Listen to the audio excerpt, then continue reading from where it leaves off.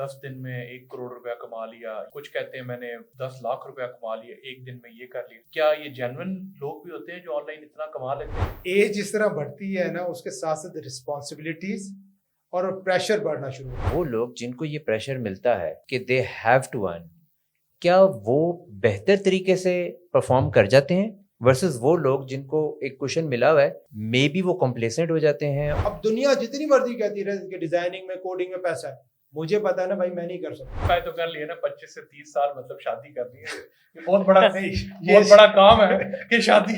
Target identified. Businessman जो है ना, वो प्रॉफिट के लिए काम करता है, एंटरप्रेन्योर काम करता है लोगों के लिए। एट द एंड गोल पैसा नहीं होता। मुझे हर चीज में लगता है, बी इट रिलेशन हो या पार्टनरशिप हो, वो ऑलवेज कम विद कॉम्प्रोमाइजेस। अगर आप पार्टनरशिप स्टार्ट करते हुए ये नहीं आइडेंटिफाई कर रहे हैं ना कि हम खत्म कैसे करेंगे, तो आपकी पार्टनरशिप नहीं चलने वाली। जब आप स्ट्रगल और चैलेंज बता देते तो आधे लोग तो वहां से पीछे हट जाते हैं कि भाई मैं तो ये स्ट्रगल नहीं बर्दाश्त कर सकता। हर बंदा कहता है मैं रातों रात अमीर हो जाऊं, मैं अरबपति हो जाऊं, और मैं इधर पैसे डालूं मेरे पैसे डबल ट्रिपल। इसीलिए देखिए, जब तक लालच जिंदा है तब तक डबल शाह भी जिंदा है।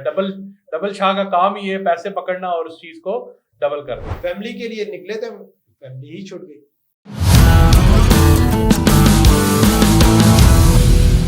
Welcome to local talks episode number 3। आज हमारे गेस्ट का नाम है मोहम्मद यूसुफ सईद, जिन्होंने इंटरनेट वर्ल्ड में बहुत काम किया है, और उसकी सक्सेस को करते हुए तकरीबन 10-12 साल की मेहनत के बाद उन्होंने एट द एंड एक बुक लिखी जो हाउ रोड मैपर के नाम से, जिसमें उन्होंने अपनी सक्सेस के बारे में overall business training, how to run a successful business, एक एंटरप्रेन्योर बिजनेस किस तरह शुरू करता है और कैसे आए, उनकी जुबानी सुनते हैं कि इंटरनेट वर्ल्ड में कैसे काम करना चाहिए, एक सक्सेसफुल एंटरप्रेन्योर कैसे बन सकते हैं। जी अस्सलाम वालेकुम। जी यूसुफ भाई। वालेकुम सलाम। प्लीज सबसे पहले थैंक्स फॉर हैविंग मी। और क्या स्टार्ट करना है जर्नी, 15 साल का यूँ समझ लो, बड़े अप्स एंड डाउन से गुजरे। और ख़ास तौर पे जिस टाइम पे हमने स्टार्ट किया, और तुम साथ पे ही हो कि क्या करना है, और उस टाइम पे वो गाइडेंस, जितने आजकल तो यूट्यूब हो गया, चैनल्स हो गए, ट्रेनिंग्स हो गई, सब कुछ हो रहा है, उस टाइम पे मौजूद नहीं थे। तो बस एक होप नज़र आई थी जब इंटरनेट तक पहुंचे थे कि यार कुछ किया जा सकता है। उसको लेके स्टार्ट हुए थे, एक जर्नी में स्टार्ट हुए ब्लॉगिंग से, फिर गए प्रोडक्ट लॉन्चेस की तरफ गए, फिर वेबसाइट फ्लिपिंग की तरफ गए, इसके साथ जो है एफिलिएट मार्केटिंग की तरफ आए, डिजिटल मार्केटिंग में आए, ई कॉमर्स में आए।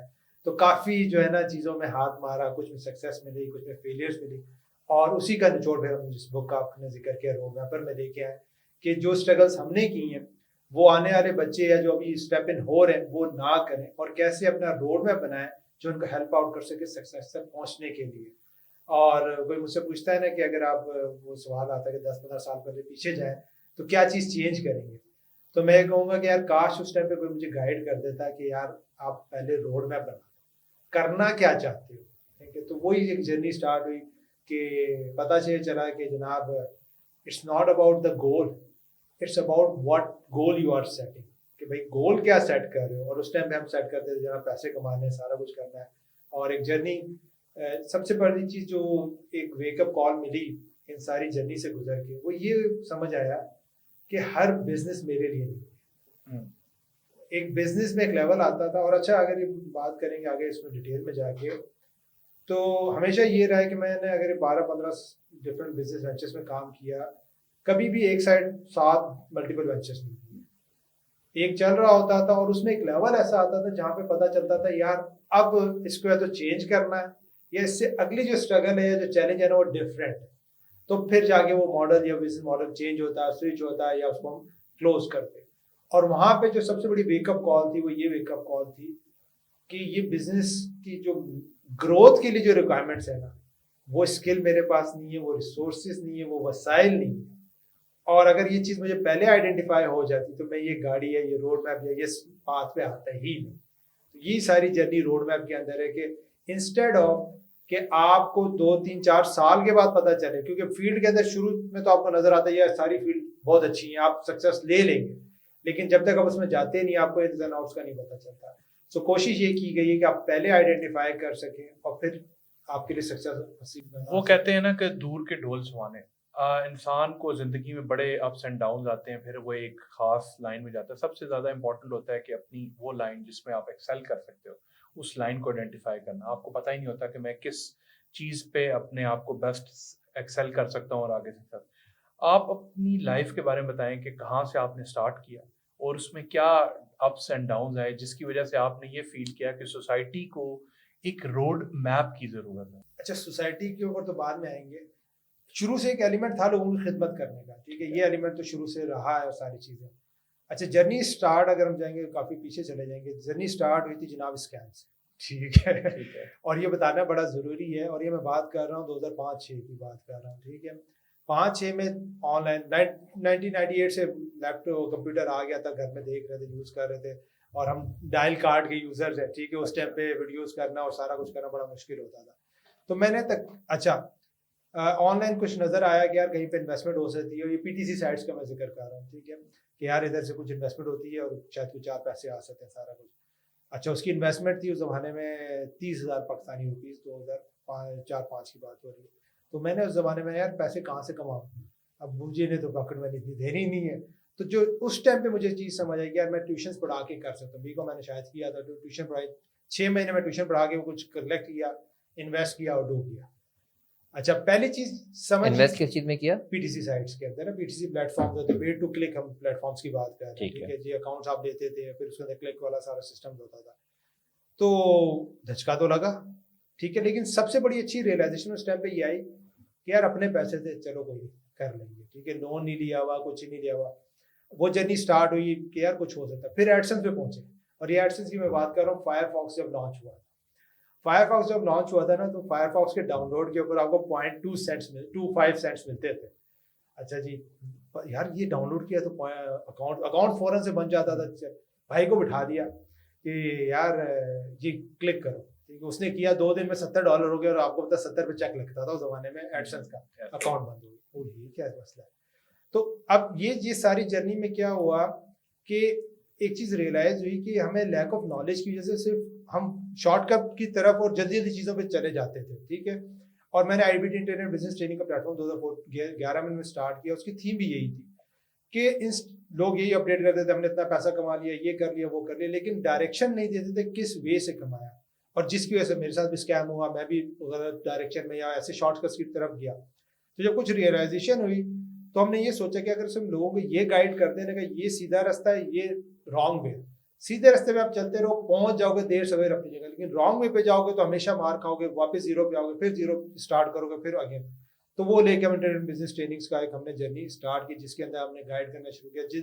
जब कुछ ना कुछ एडसेंस हमारा चल चुका था, अफिलिएट मार्केटिंग के अंदर कुछ हमने काम कर लिया था, क्लिक बैंक वगैरह पे। फिर मैं वॉरियर फॉरम पे चला गया, वहाँ पे कुछ प्रोडक्ट्स वगैरह को लॉन्च करना। ये कब की बात है? ये हम आ रहे हैं 2005 से 2010-11 तक, मतलब 5 साल की जर्नी है। और ये आपको पता था कि आपने काम इंटरनेट स्पेस में ही करना है? Was it decided? बिकॉज़ आपने बीकॉम ना, मैं बीकॉम किया हुआ था। वो नहीं, कौन से ईयर में डिसाइडेड किया नहीं था? था, उसके अलावा कुछ आता नहीं था। अच्छा। मतलब कुछ आउटसाइड नजर नहीं आ रहा था। बीकॉम करके फारिग थे, वेले बैठे हुए थे, कुछ नजर नहीं आ रहा था, कुछ करना चाहते थे, ठीक है। और फ्रेंड सर्कल उस जमाने में आपको पता था बड़ा नहीं होता था, क्या इतना एक्सपोजर भी नहीं होता था, ज्यादा होता था क्रिकेट खेलने, ठीक है। तो ऑनलाइन बैठे हैं, तो बस इस तरह कुछ सर्च करके कुछ पहुंच रहे हैं। तो पहले स्कैम्स का हिस्सा बने कुछ, और फिर एडसेंस की पे गए, फिर करते करते फिर कम्युनिटीज वॉरियर फोरम पे किसी तरह पहुंच गए। ये बीकॉम आपने 2005 में किया? बीकॉम हाँ तकरीबन, नहीं 2005 नहीं, 2002-3 में शायद मैंने 2003 में बीकॉम किया, 2005 में आपने अपना लाइन की तरफ आ गए। आपने आइडेंटिफाई कर लिया कि मुझे इस फील्ड की तरफ आना है। इस फील्ड की तरफ नहीं आना, मैं बीकॉम के साथ साथ मैंने आईसीएमए की तरफ चला गया, वहाँ पे फाउंडेशन किया, एमबीए एजुकेशन अपनी चल कर रहा था, अकाउंट्स की मेरी एजुकेशन एमबीए मैंने किया, वो चल रही थी। लेकिन जो फारिग टाइम था वो मेरा यहाँ पे गुजर रहा था online. When did you like decide कि मुझे ये वाली फील्ड है जहाँ पे ना मुझे मतलब एंजॉय कर रहा हूँ मैं, और मैं यहाँ पे करियर बना लूँगा? ये जब मैंने वॉरियर फोरम की कम्युनिटी ज्वाइन की। What is warrior forum? Is a community just like जैसे आजकल फेसबुक के ग्रुप्स है ना, उस टाइम पे फेसबुक नहीं था, 2011 में तकरीबन फेसबुक इसके करीब करीब आया, राइट। तो वो कम्युनिटीज होती थी जहाँ पे सारे उस टाइम के जो बड़े एक्सपर्ट थे वो बैठते थे, अपनी शेयरिंग करते थे। ये फेसबुक में ही था? नहीं, ये फोरम था, एक कम्युनिटी फोरम। अच्छा, लाइक अ ब्लॉग टाइप, एक कम्युनिटी फोरम जिसको कहते हैं ना, वॉरियर फोरम। तो उसके ऊपर ये सारी डिस्कशन होती थी। तो वहां पे नजर आया कि यार ये भी कोई डिजिटल प्रोडक्ट्स भी कोई है, लोग ई बुक्स भी बाय करते हैं, ठीक है। और वहाँ पे अपनी नॉलेज आप शेयर कर सकते हैं। जो मैंने पहले प्रोडक्ट बनाई थी वो मैंने बनाई थी फाइबर अर्निंग मैग्नेट्स के नाम से, और वो थी फाइबर के टॉप के जो कुछ ऐसे गिग्स थे जो कि ऑटोमेटेड टूल्स को यूज कर रहे थे। जिस तरह था एक आर्टिकल के नाम से था, आर्टिकल जनरेशन के नाम से था, आर्टिकल रिपोर्ट के नाम से था, बुक मार्किंग के टूल्स थे। तो वो मैंने आइडेंटिफाई ये किया था कि यार, क्योंकि सवाल उस टाइम पे सबसे बड़ा यार एक बंदा है दिन में 50 ऑर्डर कैसे हैंडल करे। उस टाइम पे फाइबर भी नया नया लॉन्च था, ठीक है, टीम्स का तो कॉन्सेप्ट ही लोगों के ध्यान में नहीं था। तो जब उनमें डीप गए एनालाइज किया तो पता ये चला कि they are using different tools जिसकी मदद से वो दिन में 50-50 ऑर्डर कर रहे हैं। तो वो रिसर्च करके पूरे स्टडी पूरी एक लॉन्च की जिसके अंदर ये आइडेंटिफाई किया कि आप ये टूल्स लेके किस तरीके से अपने फाइबर के ऊपर अपनी सर्विस स्टार्ट कर सकते हैं विदाउट हैविंग एनी स्किल। इस टूल के जो आपने बनाया था, इसके बनाया था मैंने, टूल को आइडेंटिफाई करके उसको शेयर किया था। उसके कितने यूजर्स आपकी वजह से स्केल किए थे और उससे कोई रेवेन्यू अर्न हुआ था? एफिलिएट पार्ट एक अलग था, लेकिन उस नॉलेज की बेस के ऊपर मेरी प्रोडक्ट सेल होना शुरू हो गई थी। ठीक है, प्रोडक्ट क्या थी? डिजिटल प्रोडक्ट थी, ई कॉमर्स, ई बुक्स थी। ठीक है, अच्छा वहां से ये रियलाइजेशन हुई थी कि knowledge e books as in आप ई बुक्स अपनी लिख के सेल कर रहे थे उस वक्त? लिख के सेल कर रहे थे। और उस टाइम पे ये रियलाइजेशन हुई थी कि यार लाजमी नहीं कि मेरे पास एक्सपीरियंस हो तब भी सेल हो, अगर मैं नॉलेज गैदर करके रिसर्च करके लेके आ सकता हूँ और लोगों को फायदा दे सकती है तब भी लोग पे करते हैं। अच्छा, थोड़ा सा मैं कंफ्यूज हो गया हूँ। ई बुक आप लिख रहे थे? हाँ, लिखी। सो वर यू एन ऑथर? आपको किस तरह से पता था कि आपने क्या लिखना है, किस टॉपिक पे लिखना है? रिसर्च थी, फाइबर के बारे में कुछ जानते थे। उस टाइम पे फाइबर लॉन्च हुआ था, प्रोडक्ट्स को देख रहे थे लोग, मतलब वहाँ पे भी लोग दिन का $1000, और ये बात कर रहे हैं 2012 की बात कर रहे हैं। ठीक है, 2011-12 की बात कर रहे हैं। उस time fibre kind of new था, वहाँ पे $1000 दिन का करना लोगों के लिए बड़ा यूनिक होता था। ठीक है, तो वहाँ पे हम रिसर्च कर रहे थे, देख रहे थे कि क्या चीज़ें हो रही हैं, खुद भी कुछ चीज़ों को टेस्ट एंड ट्रायल कर रहे थे। खुद मैंने कुछ फाइबर पे गिग्स रन किए, कुछ स्किल नहीं थी, लेकिन बैक एंड पे टूल का एक्सेस लिया, गिग अपडेट किया, वहाँ से ऑर्डर लिया, टूल से करवाया, डिलीवरी कर दी। तो आप बेसिकली अपनी नॉलेज को डॉक्यूमेंट कर रहे थे, डॉक्यूमेंट और वो जो आप डॉक्यूमेंट कर रहे थे उसी को आप ई बुक बना के सेल भी कर रहे थे, और वो सेल वैसे भी हो रही थी, मगर आपको नजर आया कि मैं टूल के जरिए करूंगा तो ज्यादा अच्छी सेल होती है। टूल मैं नहीं सेल कर रहा था, टूल के बारे में इंफॉर्मेशन सेल कर रहा था। और वो आपको लगा कि टूल का यूजेज ज्यादा है, इस वजह से वो आपकी ई बुक ज्यादा सेल होगी। वो होगी। और यहाँ पे सबसे बड़ी एक लर्निंग हुई थी जिसने मुझे किबला दुरुस्त किया, वो ये था पायरेसी के बारे में अवेयरनेस। उससे पहले हम भी पायरेसी करते थे, पता ही नहीं था भाई पायरेसी कोई चीज़ भी है, कोई लीगल एथिक्स टर्म्स भी है, ब्लैक हैट फॉरम्स, इस तरह के डिफरेंट फॉरम्स होते थे। और उस टाइम पे जब हम वो कहते हैं ना चोर को पता होता चोरी कैसे होती है, राइट, तो हमें पता था यार ये ब्लैक हैट फॉरम से जाएगी, तो मैं तैयार बैठा था कि यार जैसी जाएगी उसको डाउन करना है। तो जो एक्चुअल सेल्स हुई होंगी मेरी उस दिन के अंदर 100 सेल्स हुई होंगी, लेकिन उन फॉरम्स पे 1000 डाउनलोड्स हो गई, मतलब, और एवरेज हम $17 की सेल कर रहे थे, तो $17,000 का मुझे लॉस हो गया।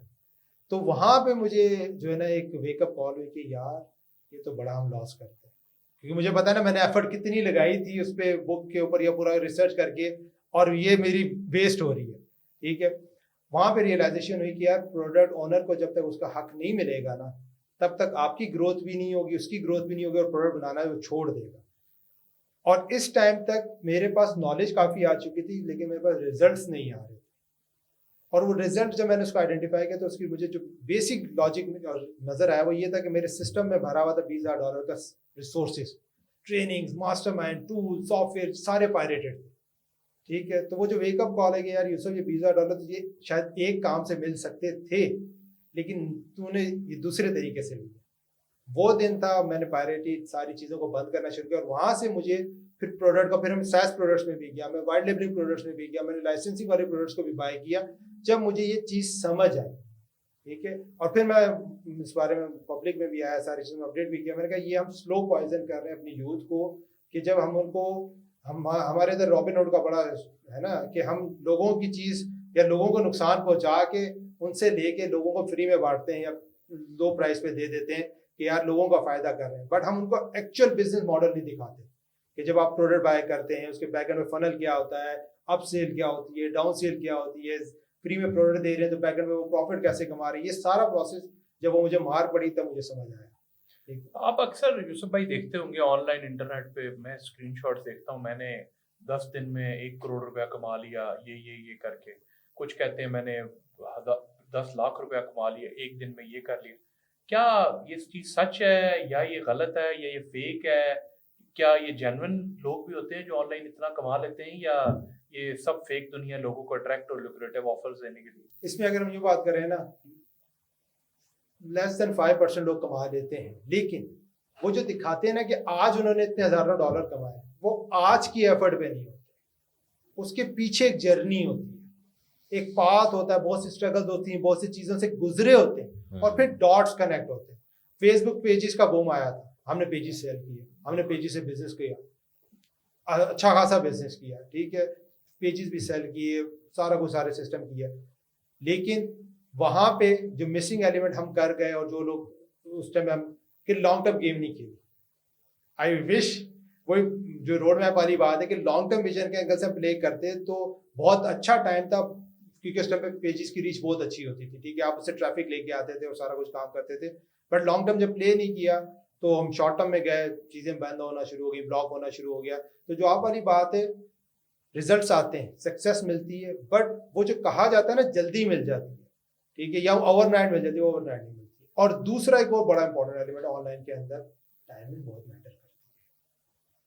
जिस बंदे ने आज से 10 साल पहले फाइवर पे काम स्टार्ट किया था ना, ठीक है, उसको एक अलग एडवांटेज था।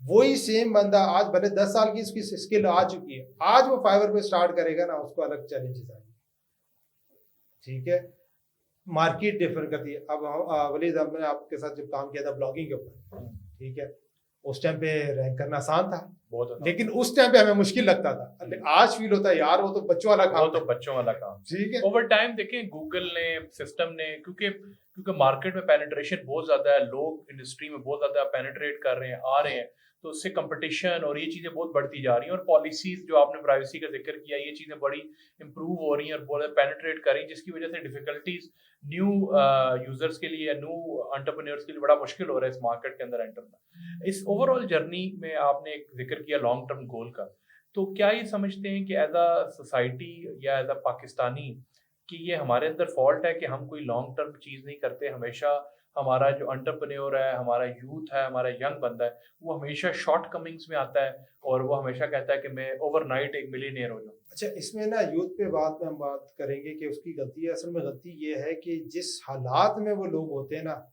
उस हालात के जो डिसीजंस है ना, वो आपको इस साइड पे लेके जाते हैं। और यही मैंने जर्नी शेयर की है 6 लेवल ऑफ बिजनेस के, एंटरप्रेन्योरशिप के या लाइफ के।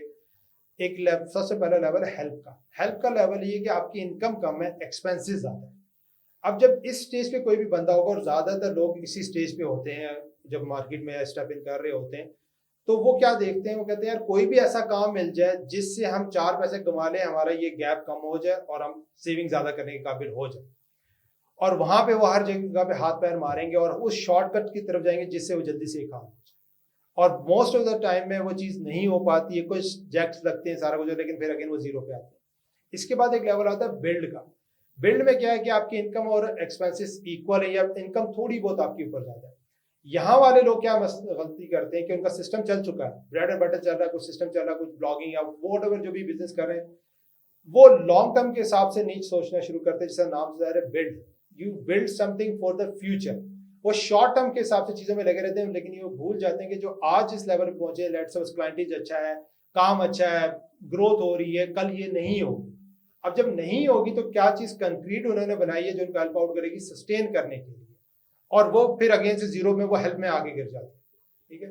तो पहली जो प्रॉब्लम है, और जब मैं हेल्प की स्टेज की मैं बात करता हूँ तो मैं इसमें ये बात करता हूँ, जो भी इस तरह के जिनकी इनकम की प्रॉब्लम है, आपको जो भी लीगल और एथिकल वे नजर आता है जिससे 4 पैसे आप कमा सकते हैं, वो आपको कमाने की तरफ एफर्ट करनी चाहिए। क्योंकि ये जो गैप है ना, with the passage of time ये बढ़ता है। अभी तो आप शायद अपनी सेविंग से गैप को कवर अप कर रहे थे, लेकिन आने वाले वक्त में आप लोन लेंगे, और जब लोन लेके आप ये चीजें करना शुरू कर देंगे तो फिर आपके पास और प्रेशर आना शुरू हो जाएंगे, और फिर आप उससे निकल नहीं पाएंगे। और जैसे ये प्रेशर इतना ज्यादा हो जाएगा कि आप मेंटली इसको बर्दाश्त नहीं कर सकेंगे, तो वहां पे आपकी लीगल और एथिक्स की बैरियर खत्म हो जाता है। फिर आप सारे वो लीगल अनएथिकल और सारे इलीगल काम करना शुरू कर देंगे, जिसमें आप कहेंगे यार मुझे तो सर्वाइव करना है, ठीक है। तो अब अगर ये वो स्टेजेस हैं, वो बुक के अंदर वो सारी कोशिश की गई है आइडेंटिफाई करने की कि भाई पहले समझो किस लेवल पर। अब जो जिसका ब्रेड एंड बटर चल गया, जिस तरह अक्सर लोग हैं कि जिनके लेट्स वो जॉब कर रहे हैं, वो फ्रीलांसिंग में आते हैं, अक्सर लोग आते हैं, ठीक है, फ्रीलांसिंग में देख रहे हैं, तो मैं उनसे पहला सवाल ये करता हूँ, वो कहते हैं कि सर मैं सोच रहा हूँ मैं भी ग्राफिक्स डिजाइनिंग स्टार्ट कर लेता हूँ या मैं भी कोडिंग की तरफ चला जाता हूँ। मैं कहता हूँ आपका बैकग्राउंड क्या है? कहते हैं सर मैंने 10 साल हो गई जॉब कर रहा हूँ अकाउंट्स के अंदर। मैं कहा आपने अगर आके ग्राफिक्स स्टार्ट किया या ये कोडिंग का, तो आप भी जीरो से स्टार्ट करेंगे और बच्चा भी जीरो से स्टार्ट कर रहा है। बट अगर आपने वो अकाउंट्स का काम किया हुआ है तो आपने ये कनेक्शन बिल्डअप करना है कि ऑफलाइन जो आपका एक्सपीरियंस है वो ऑनलाइन में कैसे यूटिलाइज होगा। अगर आप वो चीज समझेंगे, लेट्स सपोज पीस ट्री का, क्विक बुक का, ये अकाउंट्स के डिफरेंट टूल सॉफ्टवेयर है, उसके ऊपर आप लर्निंग करेंगे तो आप अपना 10 साल का एक्सपीरियंस लेके इस पे ज्यादा पेनिट्रेट कर सकते हैं। आप जब वो सर्विस या वो काम पे स्टार्ट करेंगे तो आपके बैकएंड पे क्या होगा? 10 साल का एक्सपीरियंस।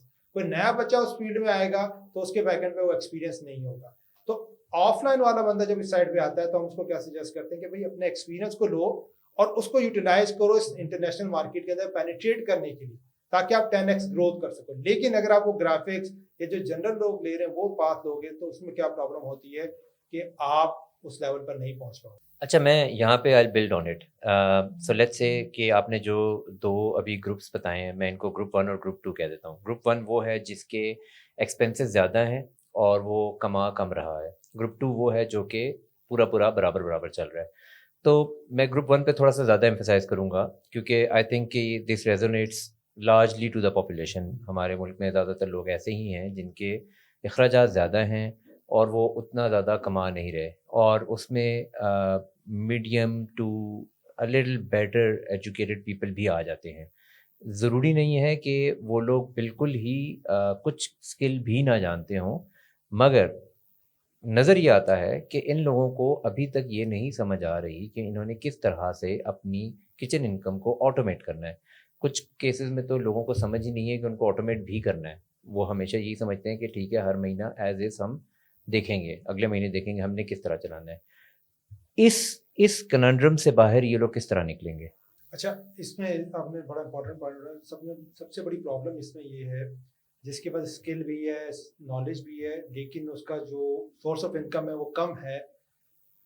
ज़्यादा प्रॉब्लम ये होती है कि जो पाथ या जो अगेन वो हालात की मजबूरी की वजह से जो अपॉर्चुनिटीज उनको मिली होती हैं वो उसमें कम पोटेंशियल होता है।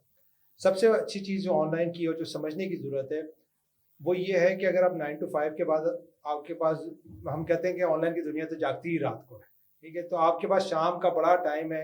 अगर मैं भी अपनी जर्नी में बात करूं तो ड्रामे छोड़ के, बाकी चीज़ें छोड़ के शाम को 5 से 6 बजे बैठते थे और 12 बजे तक, 2 बजे तक जो है ना वो चीज़ों में जाते थे। तो पहली तो ये चीज़ है कि कोई भी बंदा जिसको भी अपना ये लेट्स सपोज इनकम का प्रॉब्लम है, उसको ये आइडेंटिफाई करना चाहिए कि वो अपनी इनकम कैसे इंक्रीज कर सकता है। और उस वो सबसे पहले क्या होगा कि वही सवाल है, अगर मैं कैसे इंक्रीज करूं, तो उसका जवाब ना मैं दे सकता ना आप दे सकते। उसका जवाब उस बंदे को खुद मिलेगा जब वो रिसर्च करना शुरू करेगा, ठीक है। और रिसर्च का क्या स्टार्ट है कि भाई अगर आपको नजर आता है कि यार मैं लेट्स सपोज वही जो आपने अकाउंट्स की एग्जांपल थी कि आपने अकाउंट्स किया हुआ है, तो जाके ऑनलाइन सर्च करें कि अकाउंट्स में लोग क्या कर रहे हैं, ठीक है, आपको एक दुनिया नजर आना शुरू होगी।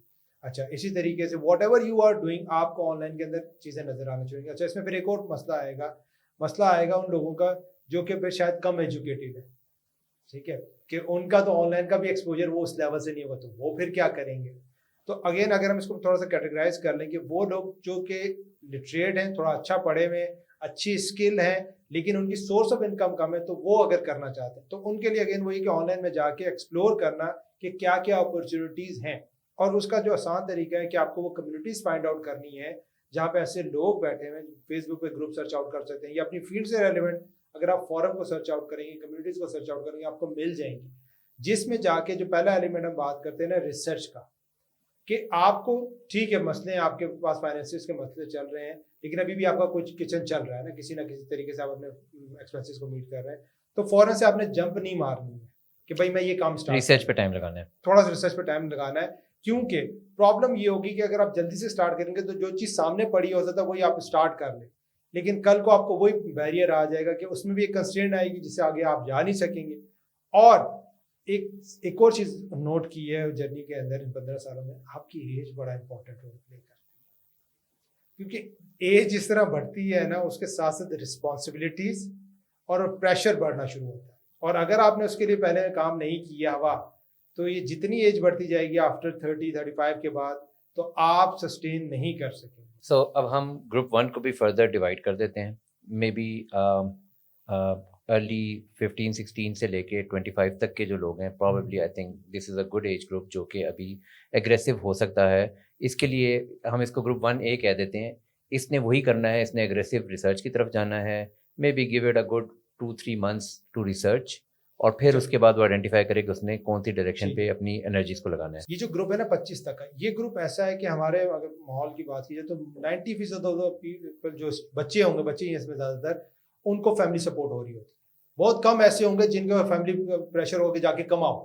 तो इसका मतलब है आपको कमाने के लिए ज़्यादा एफर्ट नहीं करनी पड़ रही है। 25 तक मतलब ग्रेजुएशन हो रही है, तकरीबन आपकी मास्टर तक तकरीबन आप पहुंच रहे हैं। But do you think, side note पे एक और क्वेश्चन है मेरा, क्या आपको ऐसा लगता है कि वो लोग जिनको ये प्रेशर मिलता है फैमिली की तरफ से या हालात की तरफ से कि दे हैव टू अर्न, क्या वो बेहतर तरीके से परफॉर्म कर जाते हैं वर्सेस वो लोग जिनको एक क्वेश्चन मिला हुआ है कि I am not in an urgency to earn, maybe वो कॉम्प्लेसेंट हो जाते हैं और वो थोड़ा सा और स्लो और maybe sometimes late bloom करते हैं? अच्छा, इसमें दो चीज़ें आ जाती हैं। आजकल आपने एक और ट्रेंड देखा होगा, आपने ये ट्रेंड देखा होगा कि बड़े पढ़े लिखे लोग अब पेनिट्रेट कर रहे हैं कंटेंट में। अगर आप बात करें तो बड़े पढ़े लिखे लोग कंटेंट क्रिएट कर रहे हैं।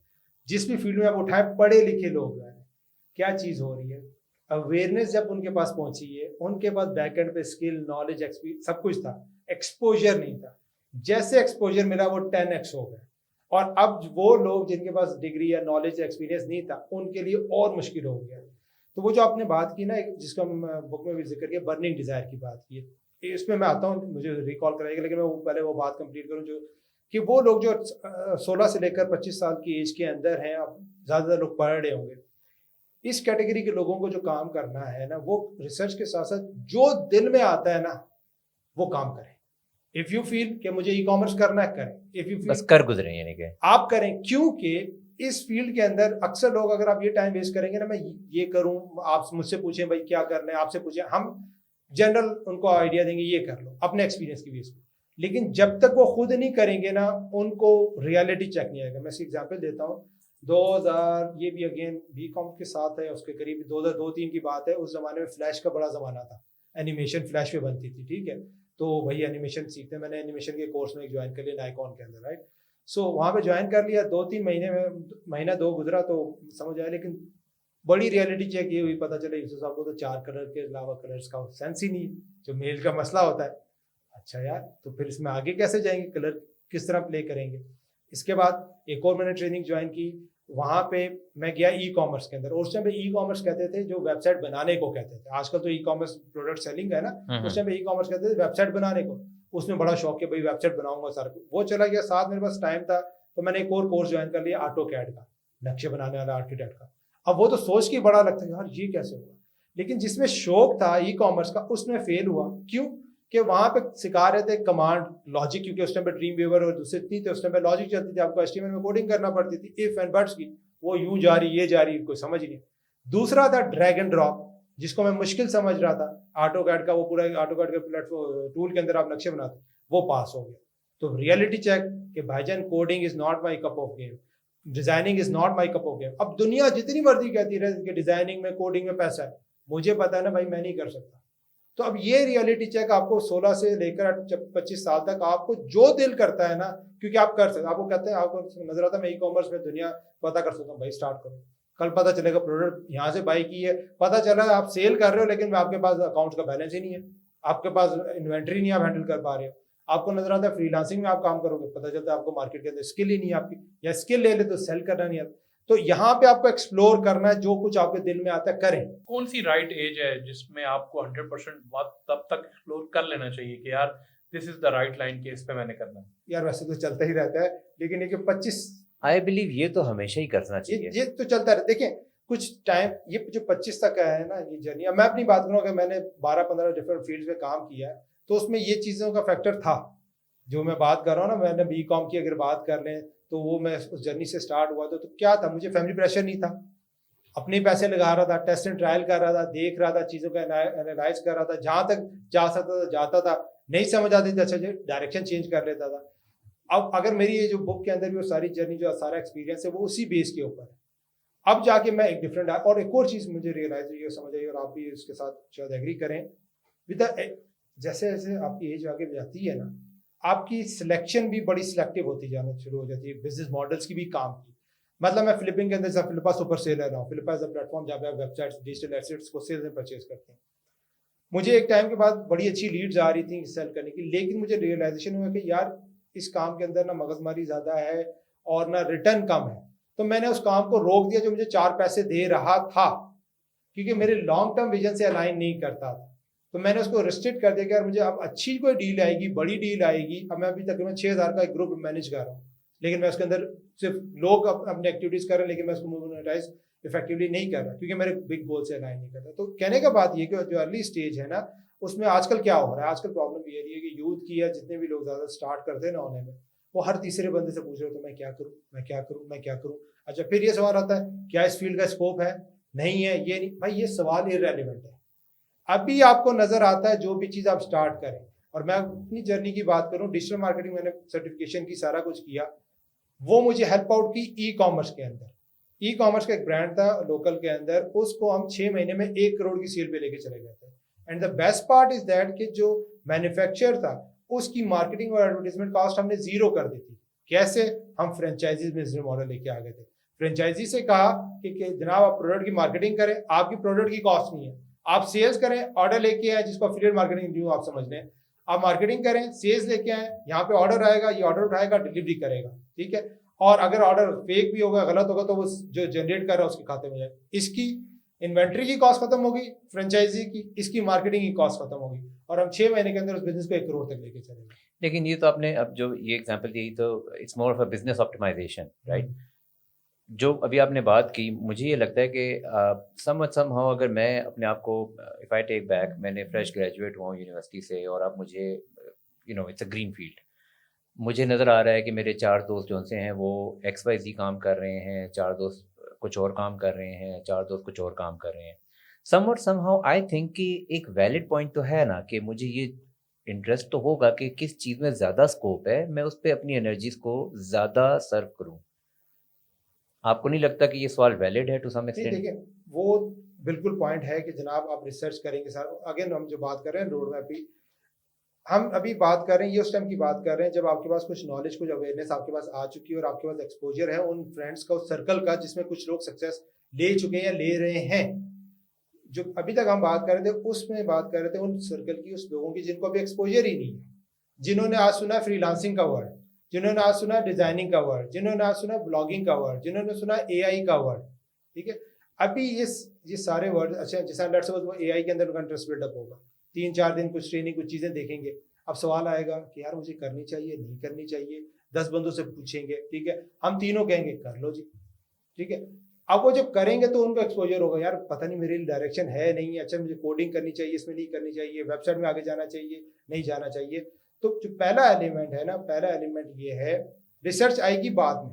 पहला एलिमेंट ये कि किस डायरेक्शन में आप मूव फॉरवर्ड करना चाहते हैं, और उसके अंदर आपको बेसिक लर्निंग लेना पड़े। जैसा मैंने अपनी बात बता दी कि मैं समझ रहा था मैं वेबसाइट बहुत अच्छी बनाऊंगा, पहली ट्रेनिंग में गया, सेशन लिए, मुझे पता चल गया भाईजान यूसुफ साहब आपको तो कोडिंग या इफ एंड बट्स नहीं आता। ग्राफिक डिजाइनिंग में कोर्स में गया, कोर्स में ही पता चल गया, इम्प्लीमेंटेशन तो दूर की बात। जब कोर्स की वीडियोस देखी या ट्रेनिंग में बैठा, यार मुझे तो मतलब एनिमेशन बनाई, लेकिन चाल कलर के अलावा कलर्स ही नहीं समझ आ रहे, तो मैं क्या ग्राफिक्स के अंदर आगे जाऊंगा। तो ये अवेयरनेस आपको कोई तीसरा बंदा नहीं दे सकता। I think happened to me as well. जब मैंने नया नया बूम आया अमेजोन का, तो आई वाज वेरी एक्साइटेड। मैंने थोड़ी छुट्टियां लेके सिर्फ इसी को टाइम दिया, और आई थिंक गुड 7-8 डेज के बाद मैंने रियलाइज किया this is not for me.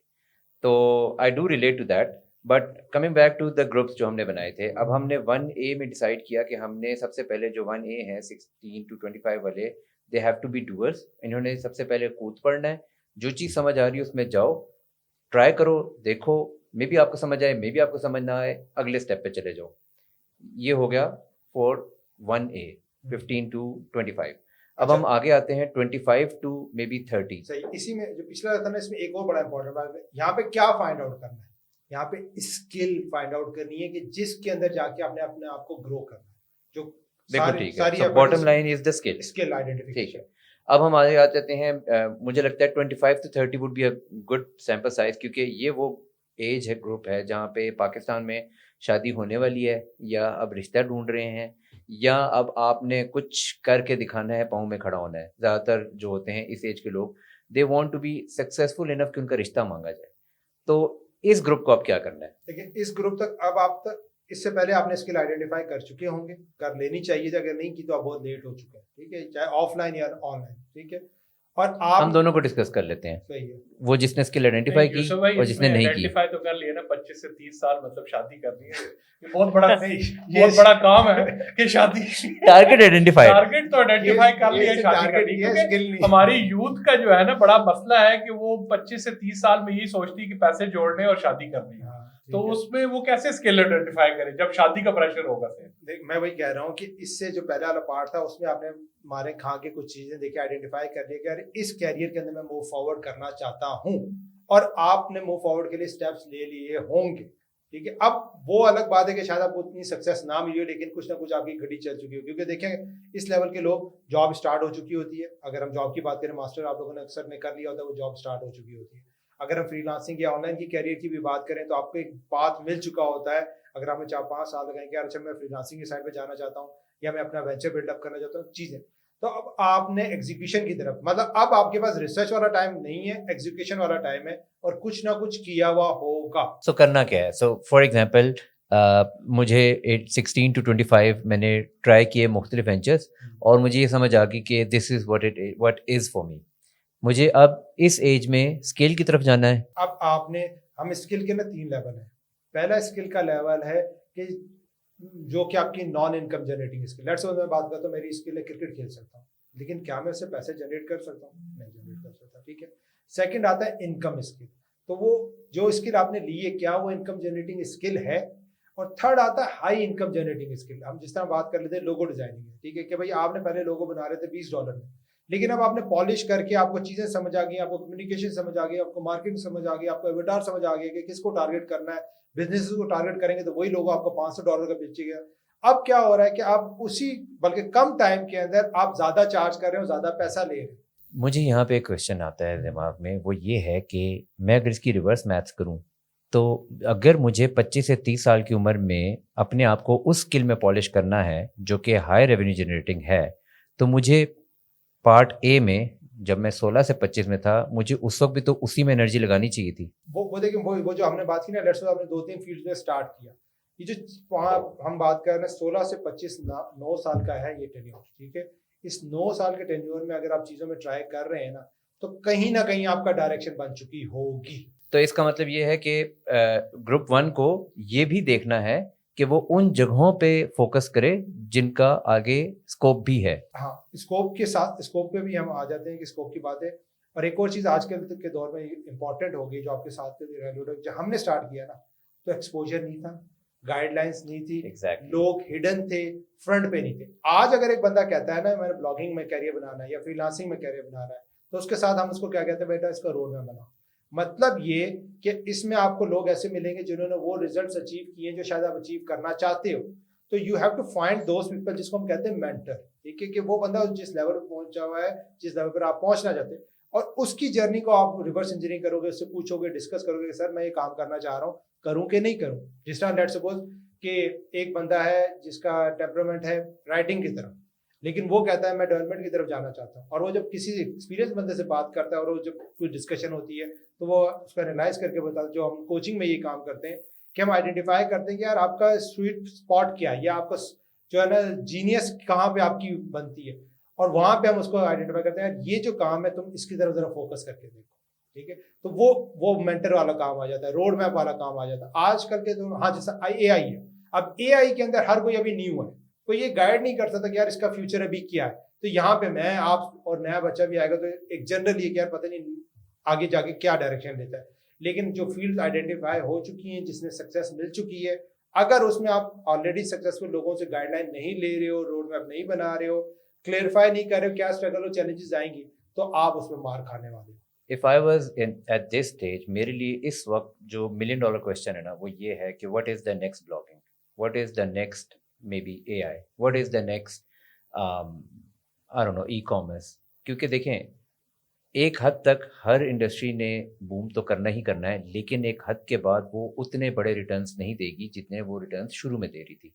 For example simple सी बात है, टी शर्ट को ऑनलाइन बेचना, अगर मैं आज कोशिश करूँगा तो शायद मैं महीने में एक भी ना बेच पाऊँगा। मगर आज से कुछ सालों पहले जब ये काम नया-नया शुरू हो रहा था, तो आपने ऐड लगाने की देर थी कि कोई ना कोई आपसे टी शर्ट ले लेता। लोगों ने कचरा-कचरा टी शर्टें भी खरीदी हैं। पॉइंट इस बात का ये है कि आगे क्या ऐसी चीज़ है आपकी नज़र में जो अगले 5-10 सालों में इतनी एग्रेसिवली ग्रो करनी है? कौन-सा सेक्टर आपको नज़र आता है जिसमें इतना पोटेंशियल है कि आज मैं डिसाइड करूँ कि यार ठीक है, मुझे ये चीज़ फ्यूचर में नज़र आ रहा है कि इसमें बहुत स्कोप है। जिस तरह अक्सर लोग कहते हैं कि एआई में बहुत स्कोप है, but there is not a clear road map कि मैंने एआई में करना क्या है। आपकी नज़र में ऐसे कौन से मे बी स्किल्स हैं जिस पे आज काम करना चाहिए, जिस पे अगले 5 से 10 सालों में बहुत ज़्यादा पोटेंशियल है? अच्छा, देखिए, हम ना कोर स्किल के ऊपर हमेशा चले जाते हैं और हम उससे रेलेवेंट जो प्राइमरी स्किल्स है ना या सेकेंडरी स्किल्स है उसको इग्नोर करते हैं। जिस तरह हम जब फ्रीलांसिंग की बात करते हैं या जैसा एआई की हम बात कर रहे हैं, तो ये तो कोर स्किल्स हैं, लेकिन इसके साथ एक बहुत इंपॉर्टेंट स्किल्स हैं जो हमेशा यूज होंगी और जिसको इग्नोर किया जाता है, वही कम्युनिकेशन स्किल है, मार्केटिंग स्किल, डिजिटल मार्केटिंग के स्किल्स हैं, ये कोर स्किल्स हैं, और सेलिंग स्किल। ये 3 ऐसी स्किल्स हैं जो कि हर जगह आपको चाहिए, और मेजर फ्लॉ ही लोगों के नॉट सक्सेस होने का वो यही है कि उनके पास शायद प्रोडक्ट अच्छी होगी लेकिन मार्केटिंग स्किल नहीं है, सेलिंग स्किल नहीं है, ठीक है, या उनके पास जो है ना वो आगे उसको प्रमोट नहीं कर पा रहे, तो ये कम्युनिकेशन स्किल नहीं है कि भाई प्रोडक्ट अच्छी है लेकिन मैसेज सही तरह नहीं लोगों तक पहुंचा पा रहे, तो ये 3 तो आपको हमेशा उसके ऊपर काम करने की जरूरत है। अब अच्छा, मुझे बताया, आपने बताया बड़ा इंपॉर्टेंट पॉइंट है कि एक बंदा है जिसके पास मार्केटिंग मार्केटिंग इंपॉर्टेंट स्किल है। मैं एक अच्छा डेवलपर हूँ, मैंने बहुत अच्छी प्रोडक्ट बना दी और मैं एंटरप्रेन्योर भी, मैं अपना बिजनेस शुरू कर रहा हूँ। वो बंदा क्या करे? वो क्या मार्केटिंग फर्म, मेरे पास पैसे नहीं है, वो क्या मार्केटिंग फर्म को हायर करे या किसी को पार्टनर बनाए? किस तरह सक्सेसफुल एक आदमी बन सकता है? बट वो एक अच्छा डेवलपर और उसने अच्छी प्रोडक्ट डेवलप कर ली। अब ये ना बड़ा ट्रिकी सवाल है। अच्छा, नॉर्मल रूट क्या होता है? नॉर्मल रूट ये होता है कि हम लोग क्या कहते हैं कि यार डेवलपर है ना, अच्छा मैं मार्केटिंग सीखता हूँ और मैं स्टार्ट कर लेता हूँ, ठीक है, और मैं प्रोडक्ट सेल कर लूँगा क्योंकि मेरी प्रोडक्ट अच्छी। ज़्यादातर लोग ये रूट पे लेते हैं, बहुत कम लोग होते हैं जो जाते हैं बंदे को हायर करने के लिए, ठीक है। और बिजनेस, अच्छा उन्होंने वर्ड इंस्टामार्ट किया है ना, यूज़ किया एंटरप्रेन्योर, इससे पहले एक और वर्ड है बिजनेसमैन या बिजनेस, इन दोनों को ज़रा डिस्कस करना बड़ा इंपॉर्टेंट है। बिजनेसमैन जो है ना वो प्रॉफिट के लिए काम करता है, एंटरप्रेन्योर काम करता है लोगों के लिए। बिजनेसमैन का शुरू से गोल है पैसा कमाना। आपने कपड़े की दुकान देखी, यार ये काम कर रहा है, आपने भी जाके कपड़े की दुकान स्टार्ट कर ली, कोई यूनिकनेस कुछ नहीं दिया। बिजनेसमैन ये कि आपने देखा है कपड़े की दुकान है, ये ऑनलाइन नहीं सेलिंग कर रहा है या डिफरेंट मीडियम से सेल नहीं कर रहा, मैं इसके अंदर जिद्दत लेके आता हूँ। एंटरप्रेन्योर क्या कर रहा है, ये जिद्दत को लेके आ रहा है, एक यूनिकनेस लेके आ रहा है, एक रिस्क ले रहा है, ठीक है, और एलिमेंट उसका क्या है कि लोगों के फायदे के लिए वो काम कर सके। अब प्रॉब्लम क्या है कि जिसको ब्रेड एंड बटर चलाना है वो एंटरप्रेन्योरशिप की तरफ जा रहा है, और एंटरप्रेन्योरशिप के अंदर तो रिजल्ट आते हुए आपको टाइम लगेगा, ठीक है, आपका ब्रेड एंड बटर चलते हुए टाइम लगेगा। एट द एंड बिजनेसमैन भी और ये एंटरप्रेन्योर मिलते हैं लेकिन स्टार्टिंग टाइम बड़ा इंपॉर्टेंट है। देखो, अगर आपका फाइनेंस बड़ा स्ट्रांग है ना, आपका फैमिली बैकग्राउंड बड़ा स्ट्रांग है, तो आप एंटरप्रेन्योरशिप के बड़े पंगे ले सकते हो। एट द एंड गोल पैसा नहीं होता कमाना। पैसा होता है लेकिन उसकी डायरेक्शन चेंज हो जाती है। देखो, एक बिजनेस है, आप कहते हो कि यार मुझे महीने का लाख रुपए कमाना है, अगर आप एंटरप्रेन्योरशिप वाला पाथ लोगे कि अपनी प्रोडक्ट बनाओगे, कोई यूनिकनेस लेके आओगे, तो उसमें टाइम लगेगा, मार्केट फिट होना, मार्केटिंग में जाना, प्रमोट, बहुत एक पूरी दुनिया है। लेकिन आपको पता है, जैसा टी शर्ट की बात है कि टी शर्ट बिकती है, ठीक है, अगर आप किसी इन्फ्लुएंसर के साथ कनेक्ट हो जाते हैं, आजकल क्या ट्रेंड चल रहा है, इन्फ्लुएंसर के साथ आप कनेक्ट होते हैं, वो अपनी टी शर्ट लॉन्च करते हैं, सेल होना शुरू हो जाती है। मतलब सीधा सा बिजनेस मॉडल, इसमें कोई यूनिकनेस नहीं आ रही। तो पहला एलिमेंट जो लोगों को समझने की जरूरत है ना, सो कॉल्ड कहते हैं कि एंटरप्रेन्योरशिप एक बड़ी अलग डिफरेंट डायरेक्शन चले, उसके अंदर रिस्क एंड ट्रायल्स बहुत ज्यादा है। तो अगर आपका पैसा है तो बिजनेसमैन की तरफ जाना है कि ऑलरेडी क्या चीज चल रही है, मैं उसको रेप्लिकेट करूं, सीधा पैसा बनेगा। और बिजनेस, आप किसी भी फील्ड के अंदर दो चीजों में अगर आप जाएंगे ना, एक तो सपोर्ट के अंदर और क्वालिटी ऑफ प्रोडक्ट के अंदर, ये दो चीजें किसी भी फील्ड में लेके चले जाएं, आप अपना मार्केट बना लें। तो coming back to the point जो आप बात कर रहे थे ना, क्या था वो सवाल के रेवेन्यू की बात कर रहे थे। At the end goal businessman और एंटरप्रेन्योर हो, पैसा कमाना इज द मेन गोल। ठीक है, तो क्या ये दोनों एक लिंक नहीं होते कि या डिफरेंट चीजें? आप ये इंटरसेक्ट करेंगे, लेकिन वही मैंने बात की है ना। अब जैसा मैं बात करता हूँ एंटरप्रेन्योरशिप, अब मैं किस तरह सीखा या क्या समझे, कि जनाब अपनी प्रोडक्ट बनाते हैं। सैस प्रोडक्ट्स का बड़ा समझ आएगा। सैस प्रोडक्ट ये कि अगर आपने 1000 सेल्स की, महीने की $100 की अगर आपकी सेल है तो आपका $1,00,000 का पर मंथ का बिजनेस मॉडल बनता है। कहने में बड़ा आसान है, देखने में भी बड़ा आसान है, लेकिन बनाने में बहुत मुश्किल है। अब मैंने बहुत सी टेक्निकल प्रोडक्ट स्टार्ट की, आइडिया लेके आया, लेकिन मैं टेक्निकल बंदा नहीं और मुझे मार पड़ी टेक्निकल फाउंडर ना होने की वजह से। तो वो जो आपका सवाल स्टार्ट हुआ था ना कि भाई एक बंदा डेवलपर है और वो मार्केटिंग नहीं जानता तो वो क्या करे, तो उसको मार्केटिंग का बंदा लेके आना है जो मार्केटिंग का रोल संभाले, रादर देन कि वो मार्केटिंग सीखे। हम यहाँ पे एक और काम करते हैं जो चीज़ समझने की जरूरत है, इसके ऊपर एक और बड़ी इंपॉर्टेंट बुक है जिसको हम रेकमेंड करते हैं, हु नॉट हाउ।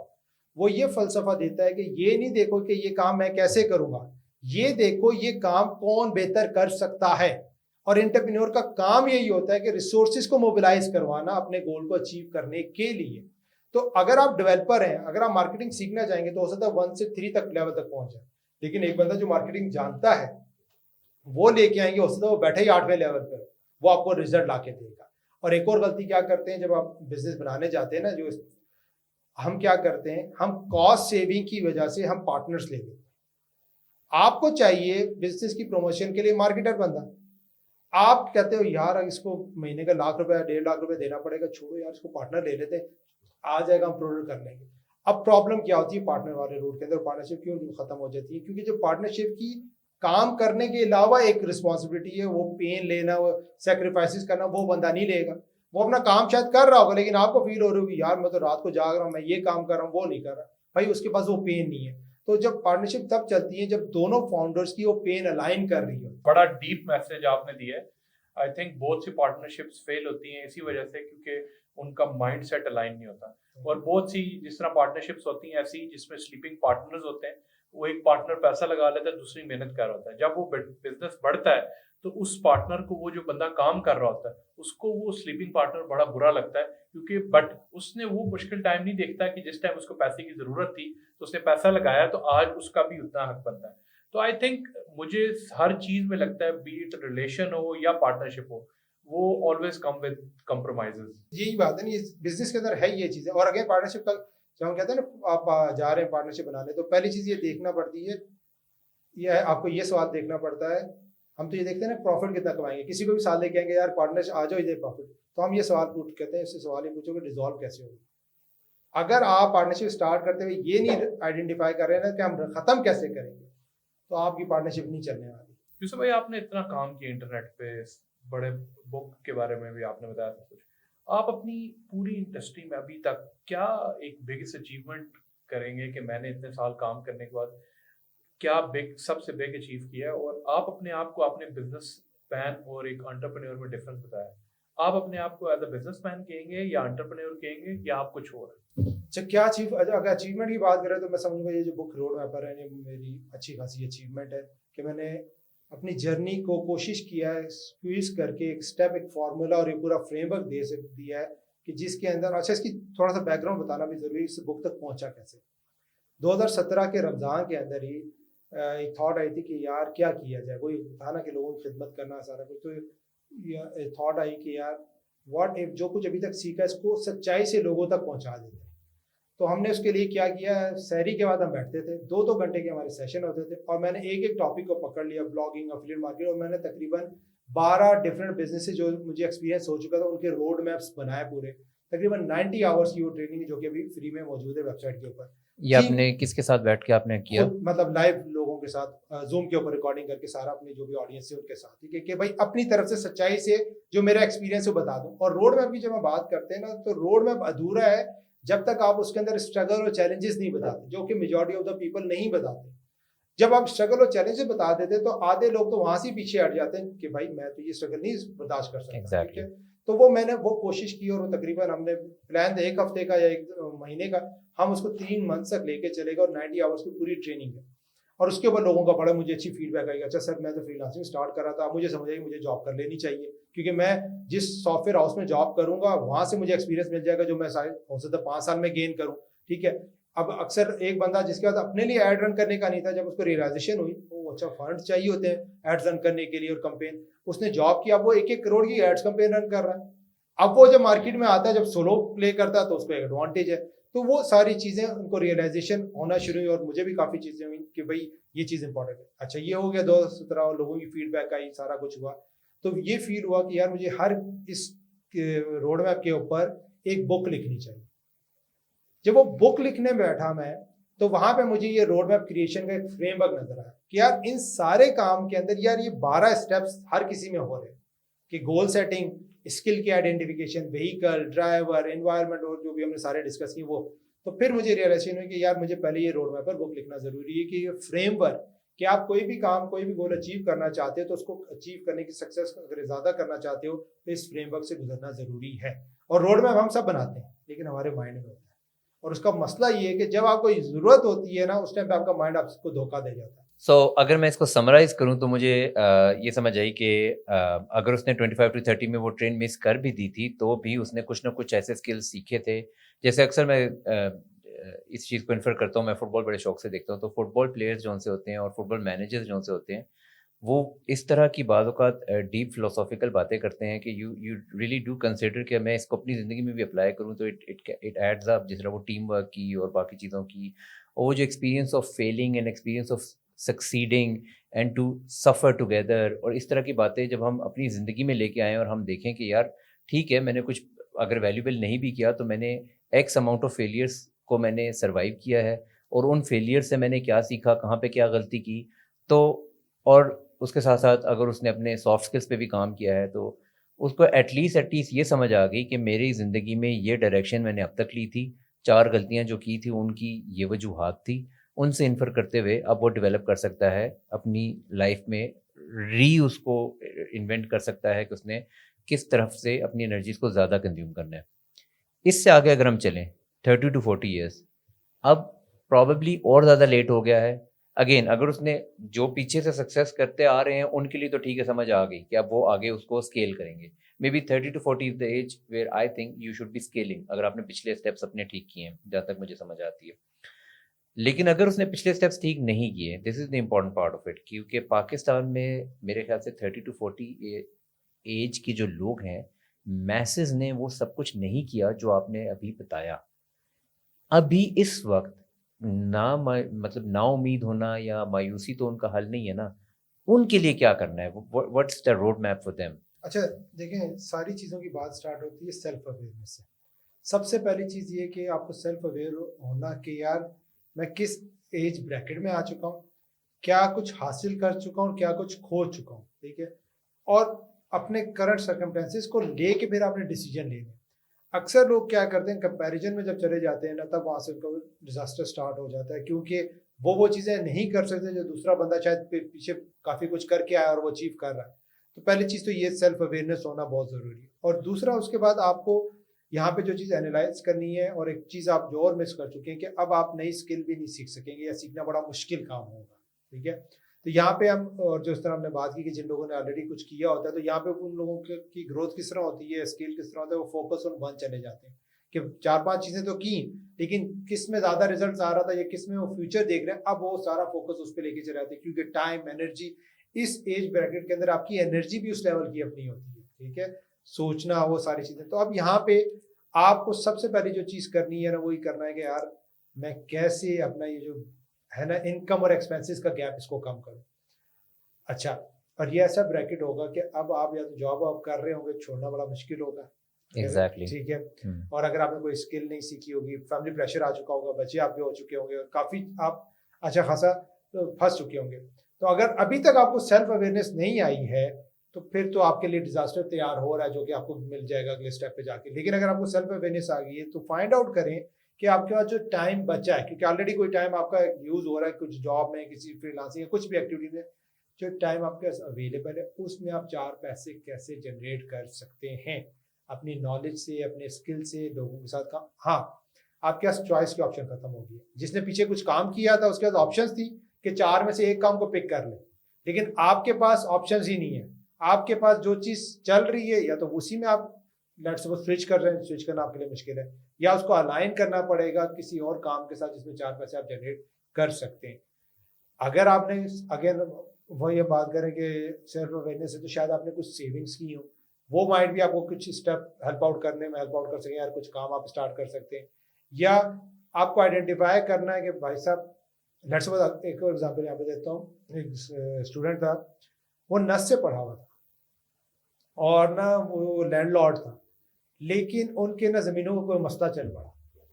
ठीक है, अब ज़मीनों का मसला चल पड़ा तो उनको घर में किचन के एक्सपेंस के मसले पड़ गए, और उससे पहले उसको था कि यार मैं ये करूँगा वो करूँगा, और वो जब भी डिस्कशन हुई हमारी सेशन के अंदर तो मैं ये करना चाहता हूँ, लेकिन जब हमने डीप डाउन किया तो भाई किचन नहीं चल पा रहा तो वो कैसे करेगा। तो मैंने कहा यार क्या ऐसा लीगल एथिकल वे जिसमें 4 पैसे तुम कमा सकते हो, डिफरेंट आइडियाज जिसके उसमें निकल के आया उबर क्रीम का। कहता हाँ सर मेरे पास गाड़ी है और मैं वो कर सकता हूँ। उस टाइम पे ओवर करिंग स्टार्ट हुआ था, ठीक है, या जिस टाइम पे बोनस भी अच्छा खासा मिलता था सारा। तो उस बंदे ने नस का पढ़ा हुआ था, लेकिन फाइनेंशियल इश्यूज की वजह से उसने ऊबर करीम से स्टार्ट कर लिया। ठीक है, तो अब यहाँ पे आपको एक और काम करना पड़ेगा, अपनी शर्म को मारना पड़ेगा, ईगो को मारना पड़ेगा। वो काम जो पहले आपको भाई मैं नहीं अब करूंगा, अब आपको वो करने पड़ेंगे क्योंकि हालात आपके लिए होंगे, अदरवाइज आने वाला वक्त आपके लिए और मुश्किल होगा। वैसे ये ईगो और ये चीजें ना पाकिस्तान में काम करती हैं। जब यही बंदे बाहर जाते हैं ना तो दुनिया का हर काम करते हैं और वहाँ ना ईगो होती है ना कुछ होता है। और वो कहते हैं ना कि बाहर पाकिस्तानी बाहर जाता है और बड़ा सूट बूट पहन के फिरता है, पाकिस्तान में बड़ा बहू बन के फिरता है, वहां जाता है सूट बूट उतारता है, कपड़े पहनता है, वॉशरूम साफ करता है बाहर सूट, और पाकिस्तान आके कहता है भाई मैं बाहर होंदा मेरे इतने काम ने ये सब कुछ। तो देखिए ना, और ये चीजें इंसान को ना हमेशा खत्म ही करती आई थिंक सोशल प्रेशर भी उस पे ऐड अप करते हैं ना, क्योंकि आपको नजर आ रहा है कि यार मेरे चाचे का बेटा फलां काम कर रहा है, मेरे मामू के बेटा ये कर रहा है, तो अब मुझे स्टेचर तो मेंटेन करना है। अच्छा कर रहा है नहीं कर रहा वो अलग बात है, ठीक है, आपके साथ वाले आपके ऊपर प्रेशर बहुत डालेंगे। एग्जैक्टली कि भाई अच्छा वो कहीं ना किसी एग्जाम्पल निकाल लेंगे, अगर खानदान की नहीं है तो किसी और की एग्जाम्पल निकाल लेंगे। दुनिया जो है ना वो जीने नहीं देती। जीने देगी, ठीक है, तो वो आपके आएगा। इसीलिए वहां पे क्या होता है, आपको कोई देख नहीं रहा होता, कोई देख नहीं, चलो जी ये भी काम कर। बट ये होता है, आपने देखा है जिंदगी में जब भी आप काम शुरू करते हैं हर बंदा आपको ना बुली करता है, हर बंदा कहता है ये गलत है, ये तुम ऐसे हो तुम ऐसे हो। बट अगर वही बंदा सक्सेसफुल होता है तो सब उन बंदों के बर्ताव आपके साथ चेंज हो जाते हैं और हर बंदा कहता है वाह जी बल्ले बल्ले होगी जी, बल्ले बल्ले होगी। कमिंग बैक, कितना अर्जेंट है अभी इस वक्त ये सिचुएशन कि आप 30 to 40 में हैं और आपके पास अब कोई सोल्यूशन नहीं है? मतलब पॉइंट मेरा ये है कि क्या ये इतना अर्जेंट है कि अब वो अपना मतलब start selling something, may be सोना बेचो और मे बी कुछ पैसा निकाल के इन्वेस्ट करो, कोई गाड़ी बेच के कुछ इन्वेस्ट करो। क्योंकि मैंने काफ़ी इस तरह देखा है कि लोग चीज़ों को बेचने के बारे में ना बड़ा रिलक्टेंट होते हैं कि ये तो मतलब this is for the rainy day, और वो ये फोर्सी ही नहीं कर रहे कि if it stays this way तो rainy day is just around the corner. आ चुका है एग्जैक्टली। देखिए अगेन वही सबसे पहली बात है कि सेल्फ अवेयरनेस आपको जब होगे नहीं रियलाइजेशन कि यार मैं फाइनेंशियल क्राइसिस में हूँ, ठीक है, तो आपके जो रेनी डेज वाली चीज़ें आपको यूटिलाइज करना ज़रूरी है। कि माइट भी पॉसिबल है कि वो जो आपने लेट्स सपोज सोना रखा हुआ 10 लाख का लेट्स सपोज सोना, तो हो सकता है कोई आपका स्मॉल कोई वेंचर स्टार्ट हो सकता है, किसी का काम स्टार्ट कर सकते हैं, या आपके कुछ वही जो हमने बात की ऊबर क्रीम की, इसी तरह लेट्स सपोज आप बाइक के एंगल से कुछ काम कर सकते हैं, तो वो आपको करना बहुत ज़रूरी है। एक और चीज़ यहाँ पे बड़ी इंपॉर्टेंट है, जो हम ईगो की अगेन बार बार वही बात आ रही है कि जब तक उसको नहीं मात देंगे ना, ठीक है, तब तक आप जाहिर सी बात है फिर अपनी चीज़ों को भी नहीं सेल आउट करेंगे। लेकिन अगर जब आप इस तक आ गए तो इससे पहले आपके पास ओपनिंग थी, आप कुछ ना कुछ कर सकते थे और करने की तरफ लोग चले जाएंगे। प्रॉब्लम क्या होती है, प्रॉब्लम ये होती है कि हम अपनी गलती को एडमिट नहीं करते, ठीक है, और हम सोसाइटी पे ब्लेम गेम डाल देते। एग्जैक्टली 30 से 40 का जो एक और मसला पता है क्या, वो ब्लेम गेम बहुत कर रहे होते हैं, क्योंकि अब उनके डिसीजन को कुछ सुन रहा होता है, उससे पहले तो सुन ही नहीं रहा होता ना। अब उस कैटेगरी में आ चुके होते हैं जहाँ पे वो डिसीजन मेकर भी होते हैं या डिसीजन करवा रहे होते हैं, एनफोर्स कर रहे होते हैं। तो वो ब्लेम गेम अपने ऊपर लेने की बजाय, अपने ऊपर रिस्पॉन्सिबिलिटीज लेने की बजाय कि हमने अपने कैरियर में लाइफ में किया, वो हुकूमत में डालेंगे, पॉलिटिक्स में, सिचुएशन पे सब पे डाल देंगे और सुकून से रात को सो जाएंगे, फिर उठेंगे, फिर वही चैलेंज होगा, सारी चीज़ें होंगी। तो सबसे पहली रियलाइजेशन है कि भाईजान आपके अगर इनकम कम है, एक्सपेंसेस ज़्यादा है, तो मसले मसाइल हैं, और 30 और 40 की एज ब्रैकेट में भी आप हैं, तो उसका मतलब आपने पास में कोई अच्छे काम नहीं किए या आपको अच्छी चीज़ें नहीं आई। अब आपको अच्छा, और वही बात है ना, जिस दिन आपको रियलाइजेशन होगी तो दरवाजे बहुत ओपन है। जब आपने ईगो को मार दिया, आप बाइकिया से भी स्टार्ट कर सकते हैं, ऊबर करीम से, देर आर द अपॉर्चुनिटीज, ठीक है, कि आप ट्यूशन पढ़ा के कर सकते, देर आर अपॉर्चुनिटीज जिससे आप ब्रेड एंड बटर। हाँ, ये नहीं हो सकता कि आप ये कहें कि यार मैं जो है ना वो साथ वाले जो घर वाला उसने गाड़ी ले ली है तो मैं भी वही लेना चाहता हूँ सारी चीज़ें, या ऐसा काम स्टार्ट करूँगा जिससे 4 पैसे आएंगे। आपको वो काम स्टार्ट करना पड़ेगा जिससे आपका ब्रेड एंड बटर सर्वाइव हो सका। ईगो को मात दी, सेल्फ अवेयरनेस हुई, तो दरवाजे आपके लिए ओपन है। आप फाके कशी पे नहीं आएंगे, लेकिन आप अगर ईगो को अपनी रखेंगे। अच्छा, सोसाइटी में यहाँ पे आपको एक और चीज जो मैंने बात की ना शुरू में, आपको सेक्रीफाइसेस अब करना पड़ेंगी उन चीजों की जो आपने अपने पास रखी हुई थी। मतलब ये कि आप ऐसी सोसाइटी में रह रहे थे, 50,000 का रेंट दे रहे थे जो कि आप अफोर्ड नहीं कर सकते, तो भाई जाओ ना वहां पे जहाँ पे 20,000 का रेंट है, ठीक है। आप गाड़ी रखी हुई थी, आपको आप अफोर्ड नहीं कर सकते, बेचो ना इस गाड़ी को। लेकिन आप लोगों को दिखाने के लिए, वो मुआशरे में रिस्पेक्ट वाला एलिमेंट रखने के लिए, अपनी ईगो को हिट ना हो, आप वो चीजें रखेंगे और फिर आप डिजास्टर की तरफ चलेंगे। और आप गलती क्या करेंगे, यही वो लोग हैं, ज्यादातर लोग जिनके चार पैसे को सेविंग या कहीं से अरेंज कर लेते हैं क्योंकि रिसोर्सेज नेटवर्क बन चुका होता है, और स्कैम का हिस्सा बनते हैं। ठीक है, वेल्थ क्रिएशन कैसे कर सकते हैं? मतलब एक बंदा है, वो जॉब कर रहा है, बड़ा कुछ कर रहा है। अक्सर लोग हैं पैसा बहुत कमाते हैं, बट जब बुढ़ापे में जाते हैं उन पर खाने पीने को पैसा नहीं होता। वेल्थ वो ऐसा कैसे क्रिएट करें कि वेल्थ क्रिएट कर सकें? इवन जॉब में भी ऐसे बहुत से लोग हैं जो मेंटल इश्यूज उनको फेस होने लग जाते हैं जब उनको नज़र आता है कि मेरी रिटायरमेंट करीब है। और रिटायरमेंट के बाद बहुत से लोग अनवेल हो जाते हैं, फिजिकली भी और मेंटली भी, because they don't have anything. देखिए, वेल्थ क्रिएशन का सीधा सा असूल है, you have to own the assets. Wealth की जब भी हम बात करते हैं तो you have to own the assets, either digital assets हो या फिजिकल एसेट्स हो। तो ये जितने भी ये लोग हैं ना जो इस तरह के क्राइसिस में रिटायरमेंट के सारा आते हैं, इनके पास एसेट्स नहीं होते। मैं चाहता हूँ हम एसेट्स को ना थोड़ा फर्दर डिटेल में डिस्कस करें, क्योंकि पाकिस्तान में ना, मैं जहाँ तक मे बी मेरा एक्सपोजर थोड़ा कम है, लेकिन 90% लोगों के पास एसेट्स होते हैं, मगर वो उसको एसेट ही नहीं समझ रहे होते। लोग अपनी गाड़ी को, अपने घर को, अपनी इवन अपने कपड़ों को भी एसेट नहीं समझते। लोग हर चीज़ को एक लायबिलिटी समझते हैं। कभी वो इस तरफ जाते ही नहीं है कि यार मेरे पास XYZ चीज़ें हैं जो बिक सकती हैं। इवन लोग अपने मोबाइल को भी बेचना पसंद नहीं करते। इशू ये है ना, लोग अपने लाइफ में कंप्रोमाइजेस नहीं चाहते। अगर मैं हूँ, किसी घर में पैदा हूँ और मैंने एक गाड़ी देखी है और मैं अपनी जिंदगी में गाड़ी अगर ऐड कर रहा हूँ तो वो मेरी जरूरत है, वो नेसेसिटी है। वो मेरे लिए लग्जरी नहीं है, वो मेरी नेसेसिटी में आ गई है, मेरे लिए एसेट नहीं है। मैं ये समझता हूँ कि पाकिस्तान के अंदर आई डोंट थिंक सो कि गाड़ी एक एसेट, वो इन्फ्लेशन की वजह से कह सकते हैं एसेट होगा, बट गाड़ी I think in terms of business value या देखा जाए तो गाड़ी एक लाइबिलिटी है। क्योंकि गाड़ी अगर आपने रखनी है तो उसको मेंटेन भी करना है, गाड़ी के अंदर पेट्रोल भी डालना है। उसके अलावा हमारे पास पब्लिक ट्रांसपोर्ट्स हैं, बहुत से ट्रांसपोर्ट सिस्टम है जिसको आप यूज कर सकते हैं। तो डिपेंड करता है कि प्रायोरिटीज आपकी लाइफ में क्या है। सही है। देखिए, अच्छा, इसमें दो तीन चीजें आ रही हैं। अब एसेट्स एक बहुत डिटेल टॉपिक है। इस बुक के अंदर एक और चीज दी गई है जो अक्सर लोगों ने पढ़ी है नहीं पढ़ी, Maslow hierarchy of human need. ये बहुत इंपॉर्टेंट है, इसको समझना बहुत जरूरी है। 5 लेवल्स ऑफ नीड्स है। पहला ये कि आपके रोटी कपड़ा मकान, ठीक है। उसके बाद आ जाती है कि आपके अंदर आप सोसाइटी में जाते हैं या मैं 4 पैसे कमाऊँ, लोग जो है ना, लोगों में जाऊँ, सेफ्टी की नीड्स आ जाती हैं। उसके बाद फिर आप कहते हैं रिस्पेक्ट की नीड्स आ जाती है, ठीक है। फिर स्टीम की आती है, फिर आपकी जो है ना, आप कहते हैं फिलॉन्थ्रोपिस्ट के तौर पर दुनिया की खिदमत करते हैं। अब प्रॉब्लम क्या होती है कि आपको समझना जरूरी है कि किस किस लेवल की नीड्स को आप मीटअप कर पा रहे हैं। जो एसेट्स की तुम बात कर रहे हो या जिन एसेट्स का मैं जिक्र करता हूँ, ये वो एसेट जो आपको खुद कुछ जनरेट करके दे। एक एसेट्स की अभी हमने बात की, सोलर। अगर आप अपने एक्सपेंसेस को भी कट डाउन कर रहे हैं तो लेट्स सपोज आपने डे टू डे एक्सपेंसेस गुजारने 20-25 हज़ार का, अगर आप सोलर का लेट्स सपोज आपको मंथली सेविंग हो रही है, तो ये आपके लिए बहुत बड़ा एक सोर्स बन रहा है, इनकम का ही सोर्स है, आप जिस भी एंगल से इसको देख लें। तो प्रॉब्लम क्या होती है ज्यादातर लोगों की। अच्छा, एक और चीज, एसेट्स बिल्डिंग के अंदर भी हम जाते हैं ना, जब फंस जाते हैं, हमने सारे जिंदगी की जमा पूंजी वहां लगाते हैं जहां पे हमें नजर आता है कि यार हाई साइड बहुत होगा, मतलब प्रॉफिट बहुत ज्यादा होगा, और रिस्क वाले फैक्टर को हम भूल जाते हैं। बेसिकली लालच। लालच मुझे लगता है कि पाकिस्तान की सबसे बड़ी yes. जो मसला है ना, वो लालच है। ठीक है, हर बंदा कहता है मैं रातों रात अमीर हो जाऊं, मैं अरबपति हो जाऊं, और मैं इधर पैसे डालूं मेरे पैसे डबल ट्रिपल। इसीलिए देखिए, जब तक लालच जिंदा है तब तक डबल शाह भी जिंदा है। डबल शाह का काम ही है पैसे पकड़ना और उस चीज को डबल कर देना। यहाँ पे ना मैं एक और थ्योरी लेके आता हूँ जिसको कहते हैं रिच माइंडसेट और पुअर माइंडसेट। एक एग्जाम्पल से समझाता हूँ, बड़ा आसान है, लोगों को समझ आ जाएगी। एक बंदा है जिसने 10 साल की सेविंग करके ना लेट्स सपोज 50 लाख रुपए सेविंग की है। एक दूसरे एंड पे बंदा है जिसके पास 5 करोड़ की सेविंग पड़ी है। एक इन्वेस्टमेंट अपॉर्चुनिटी आती है 50 लाख की, इस बंदे ने भी इन्वेस्टमेंट कर दी, इस बंदे ने भी इन्वेस्टमेंट कर दी 50 लाख की, और अब किसी वजह से वो इन्वेस्टमेंट डूब जाती। तो जिसने 10, 15, 20 साल के अंदर सेविंग करके 50 लाख लगाया था, उसका क्या हुआ, 100% डूब गया। जिसने 5 करोड़ में से 50 लाख लगाया उसका 10% होगा, उसको कोई मसला नहीं होगा, 5 करोड़ वाले को वो सर्वाइव करेगा, वो सारी चीज़ों में करेगा।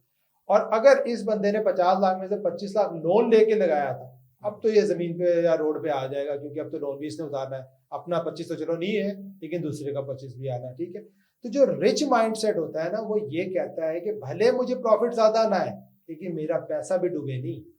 जो पुअर माइंडसेट होता है वो कहता है रिस्क छोड़ो, प्रॉफिट इतना आएगा, अच्छा जी चलो इधर दबा देंगे। सो यानी कि आपको जितनी मर्जी अच्छी अपॉर्चुनिटी मिले, आपने अपने सारे पैसे नहीं लगाने, आपने अपने पैसों को डिवाइड करना है, डाइवर्सिफाई करना है और फिर डिसाइड करना है कि मैं इस अपॉर्चुनिटी में कितना चंक एलोकेट करूंगा। वो कहते हैं ना कि don't put your eggs in one basket.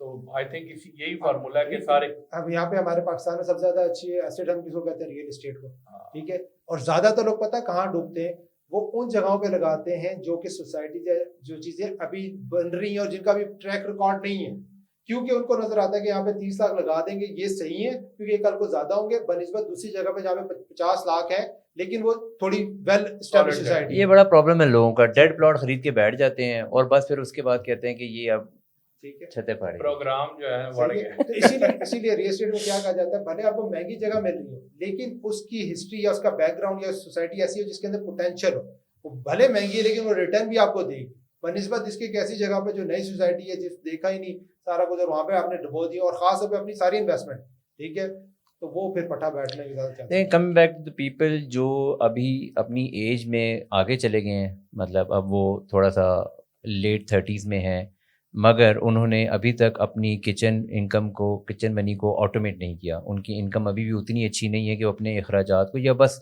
मुश्किल से अखराजात पूरे करते हैं हर महीने। मेरे ख्याल से ये बहुत बड़ा चंक है। और अगर इनसे, क्योंकि I know a lot of these people, और मैं जब भी इनसे बात करता हूँ कि यार फिर कुछ बेच के कुछ कर लो, इन्वेस्ट करो, बेसिकली एप्टीट्यूड टू इन्वेस्ट मैंने देखा है बहुत कम है लोगों में, लोग इन्वेस्ट करना ही नहीं चाहते हैं। और वो अक्सर औकात बात यहाँ पे आ जाती है कि यार मैं कितने इन्वेस्ट करूँ, क्योंकि मेरे पास तो पैसे, अच्छा मैं सब जो बेच सकता हूँ वो बेचूंगा, अभी तो 2-3 लाख बचेगा, उसमें मैं क्या इन्वेस्ट करूँगा, 5 लाख में क्या इन्वेस्ट करूँगा, 10 लाख में क्या इन्वेस्ट करूँगा। सो क्या टिकट साइज है of investment from where we can start? मुझे तो ये लगता है कि आप लाख रुपए से भी शुरू कर सकते हैं। आपका क्या ख्याल है कि कितने पैसे से आप इन्वेस्टमेंट स्टार्ट कर सकते हैं? और maybe we can have a habit of investing maybe शुरू से ही, बजाय इसके क्या अब आप आखिरी स्टेज में आ गए और अब आपको इन्वेस्ट भी नहीं करना। तो इस पे आपका क्या ख्याल अच्छा है? देखें, ये जिस कैटेगरी की हम बात कर रहे हैं ना, लाजमी नहीं कि हम इन्वेस्टमेंट वाला रूट ही लें, ठीक है। हमें एक चीज़ ये समझनी है कि हमें सोर्स ऑफ इनकम इंक्रीज करना है, ठीक है। तो पहली चीज़, जब आपका अवेयरनेस हो गई है तो आपको ये देखना है कि माइंड भी हो सकता है आप डिजिटल, लेट्स सपोज जिस दिन आपको ये वेकअप कॉल होगी ना कि मुझे अपना सोर्स ऑफ इनकम इंक्रीज करना है, तो आपको अपॉर्चुनिटीज नजर आना शुरू हो जाएंगी, ऑफलाइन भी ऑनलाइन भी, ठीक है। आपको पहले उनको अवेल करना है। और जो इन्वेस्टमेंट की हमने बात की ना, इन्वेस्टमेंट का देखो, और जो कुछ मारे खा के सीखा है ना, वो ये सीखा है सबसे पहले इन्वेस्टमेंट वहां करनी है जिसकी आपको नॉलेज है। जिस चीज की नॉलेज नहीं है ना, उसमें इन्वेस्टमेंट नहीं करनी, ठीक है। एग्जैक्टली। और जिसके अंदर नॉलेज नहीं है उसके अंदर अगर इन्वेस्टमेंट करने जा रहे हो तो उस परसेंटेज ऑफ अमाउंट के साथ प्ले करो जो अगर डूब भी जाए तो आपके चीजों को मसले मसाइल ना हो, जिसको हम कहते हैं रिस्क मनी, ठीक है, कि आप उसके साथ प्ले कर रहे होते हैं, सही है। तो अगेन, अब जिसने आपने बात की ना कि लेट्स सपोज एक बंदे के पास लाख रुपए बचता है और वो उसको कहाँ इन्वेस्ट करे, आप लाख रुपए से बहुत से ऐसे वेंचर्स हैं जिनको स्टार्ट कर सकते हैं। लेट्स सपोज हम ई कॉमर्स की बात करें, आप किसी भी प्रोडक्ट को लेकर लाओ, लोग तो बगैर प्रोडक्ट्स के स्टार्ट करते हैं, ड्रॉप शिपिंग या दूसरी चीज़ों को, या तुमने बर्गर वाली जो तुम्हारी एग्जाम्पल रही है, ठीक है ना, कि यहाँ पे कॉर्नर पे आप बर्गर का स्टॉल लेके किसी को खड़ा कर देते हैं, आपको वहाँ पे सेल आ जाती है। So it's all about the mindset. जिस दिन आपका माइंडसेट स्टार्ट हो गया कि मुझे extra source of income generate करनी है, तो अपॉर्चुनिटीज खुद ब खुद आपके सामने नजर आना शुरू हो जाएंगी। और साथ आपने एक चीज को मारना ही हो, ठीक है, कि भाई लोग क्या कहेंगे, ठीक है। ये दोनों चीजें आपने कर दी तो आपके पास यूसुफ भाई, आपने बुक लिखी है रोड मैपर, और काफी डिटेल्ड बुक है, काफी लोगों ने पढ़ी भी ऑनलाइन। इसके बारे में थोड़ा डिटेल बताएं, इसमें क्या क्या चीजें हैं और क्या इंपॉर्टेंट एस्पेक्ट्स हैं, और एक बंदा इसको पढ़ के, क्या मैं अगर इस बुक को पढ़ता हूँ तो मैं रातों रात अमीर हो जाऊंगा? क्योंकि पाकिस्तानी मेरे ख्याल सोचता है मैं अगर किताब पढ़ूंगा तो मैं रातों रात अमीर हो जाऊंगा। मेरे ख्याल आपने ये फ्रेमवर्क भी कुछ एक लेके आए हैं, आप इस पे भी जरा हमें जरा टच डाउन दें, जरा इसमें आपने शेयर भी कर देंगे पूरा जो फ्रेमवर्क है, ठीक है। अच्छा, ये पूरा बुक की ना एक तरीके से समरी है कि ये 12 स्टेप्स हैं, और जो मैंने बैकग्राउंड बता चुका हूँ कि पहले ऑनलाइन बिजनेस जो की हो उसका जब कंबाइन किया तो पता चला कि हर बिजनेस के अंदर ये फ्रेमवर्क से गो थ्रू हुआ।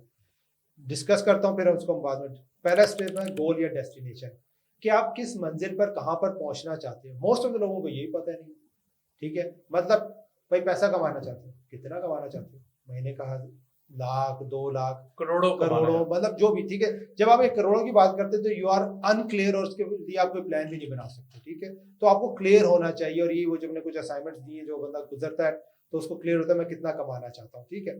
अच्छा, फिर हम बात करते हैं व्हीकल, कि आपको आपके गोल तक पहुंचाने के लिए मल्टीपल व्हीकल्स हो सकती हैं। जिस तरह हमने स्किल्स की बात की थी, ठीक है, कि मल्टीपल स्किल्स आपको लेके जा सकती हैं, लेकिन आपको कैसे पता चलेगा कौन सी स्किल से आप ये जाएं।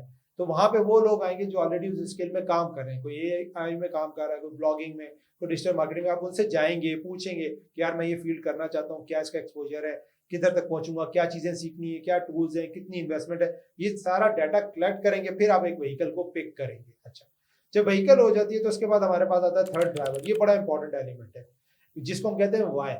क्या आप पैसे के लिए गोल अचीव करना चाहते हैं, क्या फेम के लिए करना चाहते हैं, क्या फैमिली के लिए करना चाहते हैं, क्या आप सर्वाइवल से निकलना चाहते हैं, ठीक है, क्या इम्पैक्ट के लिए क्रिएट करना चाहते हैं, क्या रिलीजन के एंगल से करना चाहते हैं। तो तकरीबन 7 किस्म के ड्राइवर दिए हैं, कि जिसको आइडेंटिफाई करना बहुत जरूरी है, क्योंकि जिस भी गोल के लिए आप काम करेंगे ना, वहां पे आएंगे चैलेंज, स्ट्रगल्स आएंगे, प्रॉब्लम्स आएंगी, और ये ड्राइवर आपको हेल्प आउट करेगा। यार मैं फैमिली के लिए कर रहा था, मैं अपने आप को क्राइसिस से निकालने के लिए कर रहा था, ठीक है, और उससे आप निकलने के लिए कोशिश करेंगे।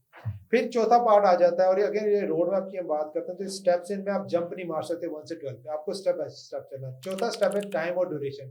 वो जो गोल आप अचीव करना चाहते हैं उसमें कितना टाइम आपका लगेगा। हो सकता है आप ये कहें कि यार मैं चाहता हूँ कि 6 महीने बाद ना मैं महीने का लेट्स सपोज 10,000 रुपए एक्स्ट्रा कमाऊं, ठीक है। अब उसके लिए आपका व्हीकल एक डिफरेंट होगा। अगर आप चाहते हैं कि मैं साल के बाद करूं, तो हो सकता है उसके लिए आपका व्हीकल डिफरेंट हो। तो टाइम बड़ा इंपॉर्टेंट है। फिर अक्सर केस में क्या होता है कि या तो आपके पास टाइम होगा उस गोल तक पहुंचने के लिए, या फिर आप लोगों का टाइम बाय करते हैं जो आपको हेल्प आउट करेंगे उस गोल तक पहुंचने के लिए। और अगर लोगों का टाइम भी नहीं बाय कर सकते, आपके पास टाइम भी नहीं है, तो फिर एक और हम काम बड़ा इंपॉर्टेंट करते हैं, मल्टीटास्किंग। यहाँ पे मल्टीटास्किंग आती है, और मल्टीटास्किंग का एक असूल है कि हम उस काम के साथ करते हैं जिस काम में आपका फ्लो बना हुआ। मतलब ड्राइविंग आप कर रहे हैं तो ड्राइविंग में आपका फ्लो बना हुआ, आप ऑडियो कुछ ना कुछ चीजें सुन सकते हैं।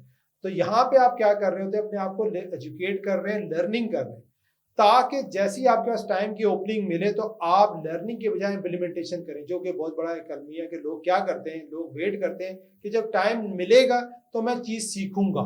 नहीं, आपने पहले से सीखना स्टार्ट कर लेना। टाइम मिलेगा तो एग्जीक्यूशन, क्योंकि वो टाइम का एक छोटा सा ब्रैकेट आएगा, कुछ छुट्टियां मिल गई, कहीं और आपको गैप मिल गया, आपने एग्जीक्यूशन की तो आपको एकदम से कुछ ना कुछ डॉट्स कनेक्ट होंगे और फिर वो आपको आगे लेके जाएंगे। टाइम हो गया, फिर हम आ जाते हैं कि जनाब आपको स्किल चाहिए। रिसोर्सेज की हमने बात की, स्किल कि वो जो गोल है जहां तक आप पहुंचना चाहते हैं उस तक पहुंचने के लिए कौन सी स्किल्स रिक्वायर्ड है, ठीक है। जिसे हमने कोर स्किल की बात की, हमने सॉफ्ट स्किल की बात की, वो आइडेंटिफिकेशन करना बहुत जरूरी है।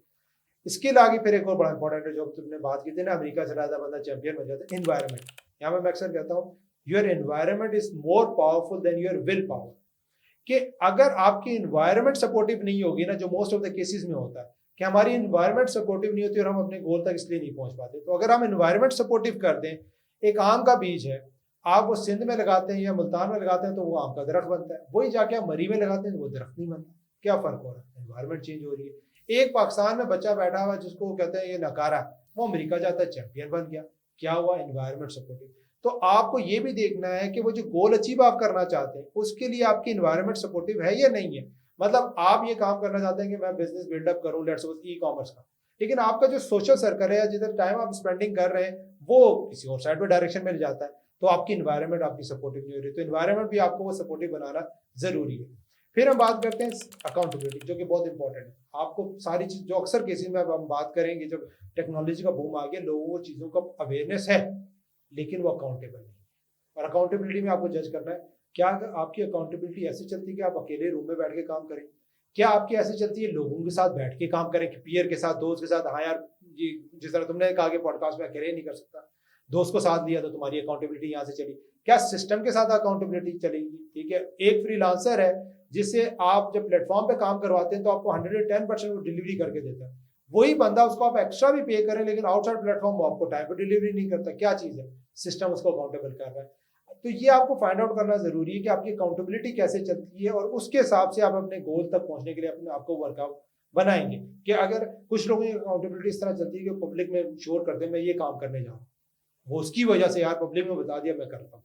कुछ लोग ऐसे होते हैं जो पब्लिक में पहले बता देते हैं तो वो नहीं कर पाते। मैं अपनी बात करूँ, मैं जब पब्लिक में बता देता था मैं ये काम करने जा रहा हूँ, इस बुक की बात कि करने जा रहा हूँ, तो मैं ढीला पड़ जाता था। तो फिर मैंने कहा नहीं, मुझे बूस्ट मिलता है कि जब मैं काम कर लूंगा और फिर जब मैं जाके बताऊंगा तो मैं उसकी वजह से काम करने में लग जाता हूँ। तो ये अकाउंटेबिलिटी आपको आइडेंटिफाई करनी कि आपकी अकाउंटेबिलिटी कैसे चलती है, ठीक है, और उसके अलाइन करके आप गोल तक पहुंचेंगे। फिर इन्वेस्टमेंट, हर गोल को अचीव करने के लिए कुछ ना कुछ इन्वेस्टमेंट रिक्वायर्ड है। एक तो करंट इन्वेस्टमेंट, जैसे हम लोगों ने पॉडकास्ट को स्टार्ट किया, एक करंट आपकी इन्वेस्टमेंट है। एक है फ्यूचर इन्वेस्टमेंट जो मोस्ट ऑफ द टाइम हम लोग मिस कर देते हैं, और खासतौर पर ऑनलाइन के बिजनेस के अंदर जैसे 4 पैसे आते हैं और डॉलर में आते हैं ना, तो खर्चा एकदम से जो है ना शुरू कर देते हैं। आपको ये इन्वेस्टमेंट करनी है, पहले इन्वेस्टमेंट हमेशा वहां करनी है जहां से आप अपना टाइम वापस ले सकें। मतलब ये कि आप पहले कोई काम कर रहे थे फ्री के टूल से, लेट्स सपोज कैनवा की एग्जांपल बड़ी कॉमन है, लोग यूज करते हैं कि फ्री में आप यूज कर रहे थे, 4 पैसे आपने कमाया, आप कैनवा का प्रीमियम बाय कर लें। हो सकता है जो आप फ्री में पहले 8 आवर्स में बना रहे थे, हो सकता है आप 2 आवर्स में बताएं। तो इन्वेस्टमेंट फ्यूचर के अंदर से भी आपने एनालाइज करना है कि गोल तक पहुंचने के लिए आपको फ्यूचर में, जिस तरह हम वेबसाइट सेल करते थे तो वहां पे एक प्रॉब्लम ये आती थी कि जो बायर होता था ना, उसके पास ऑपरेशनल कॉस्ट के पैसे नहीं होते थे। उसने बाय कर ली वेबसाइट, महीने का $1000 तो पे कर रही है, लेकिन उसको सस्टेन करने के लिए और आगे रिटेन करने के लिए आपको उसको रन करना है। अब उसके पास वो पैसा नहीं होता था, उसके पास टीम नहीं होती थी और वो चीज़ डूबती थी। इन्वेस्टमेंट के बाद एक और जो हमारा 9th आ जाता है वो गाइड। क्या आपको कोच चाहिए, क्या आपको बल्कि स्टार्ट करते हैं, टीचर चाहिए, ट्रेनर चाहिए, कंसल्टेंट चाहिए, कोच चाहिए, मेंटर चाहिए, लीडर चाहिए। अब ये 6 डिफरेंट कैरेक्टरिस्टिक्स हैं। मेरे लिए तो आज ये आपने 6 जो लफ्ज किए, मेरे लिए तो एक ही था, एक था आपने बट 6 कर दी। अब इन 6 का बता भी दे। हाँ। क्योंकि मैं कोच, टीचर और पता नहीं 3-4 और बोले, बिल्कुल भूल गया हूँ। अच्छा, अब यही प्रॉब्लम है कि हम ना ये फाइंड आउट करने की कोशिश कर रहे होते हैं कि एक बंदा उसमें ये सारी 6 क्वालिटीज नहीं, लेकिन ये सारे डिफरेंट रोल है। टीचर का क्या काम है? टीचर का काम है आपको उस फील्ड की गाइडेंस देना। ट्रेनर का काम है आपको उस फील्ड के अंदर स्किलफुल बनाना।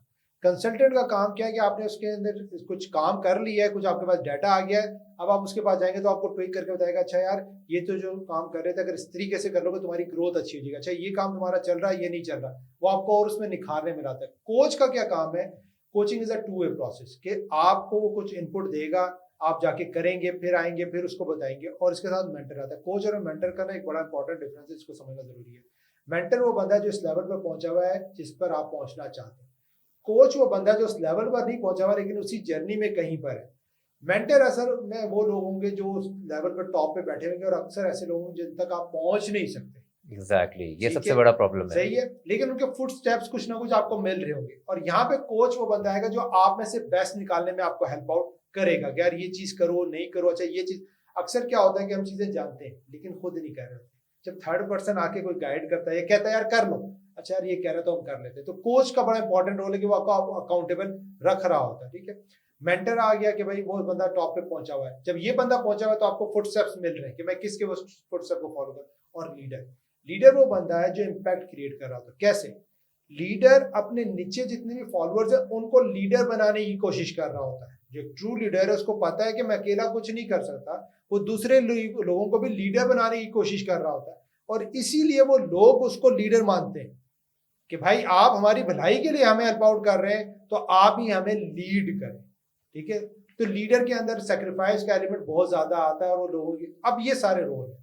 अब आपको फाइंड आउट ये करना है कि आपका, जिस तरह हमने बात की ना हेल्प स्टेज में, कि हेल्प स्टेज में क्या है कि आपको ना तो मेंटर चाहिए, ना कोच चाहिए, ना लीडर चाहिए। आपको सिंपल चाहिए एक टीचर और ट्रेनर जो आपको बता सके ये स्किल है और आपको हेल्प आउट कर सके स्किल को बनाने में, उसको निखारने में और ग्रो करने में। क्योंकि अगर आपकी स्किल बन जाएगी, निखार आ जाएगा, आप उसको यूज कर सकेंगे, उससे इनकम जनरेट कर सकेंगे, आप हेल्प की कैटेगरी से निकल जाएंगे। अगर आपके पास ये नहीं है, स्किल नहीं है, तो आप कोच, कंसल्टेंट, मेंटर जिस मर्जी को पकड़ लें, सब ने एक ही बात करनी है, अच्छा यार ये यूं कर लो, अच्छा यूं कर लो।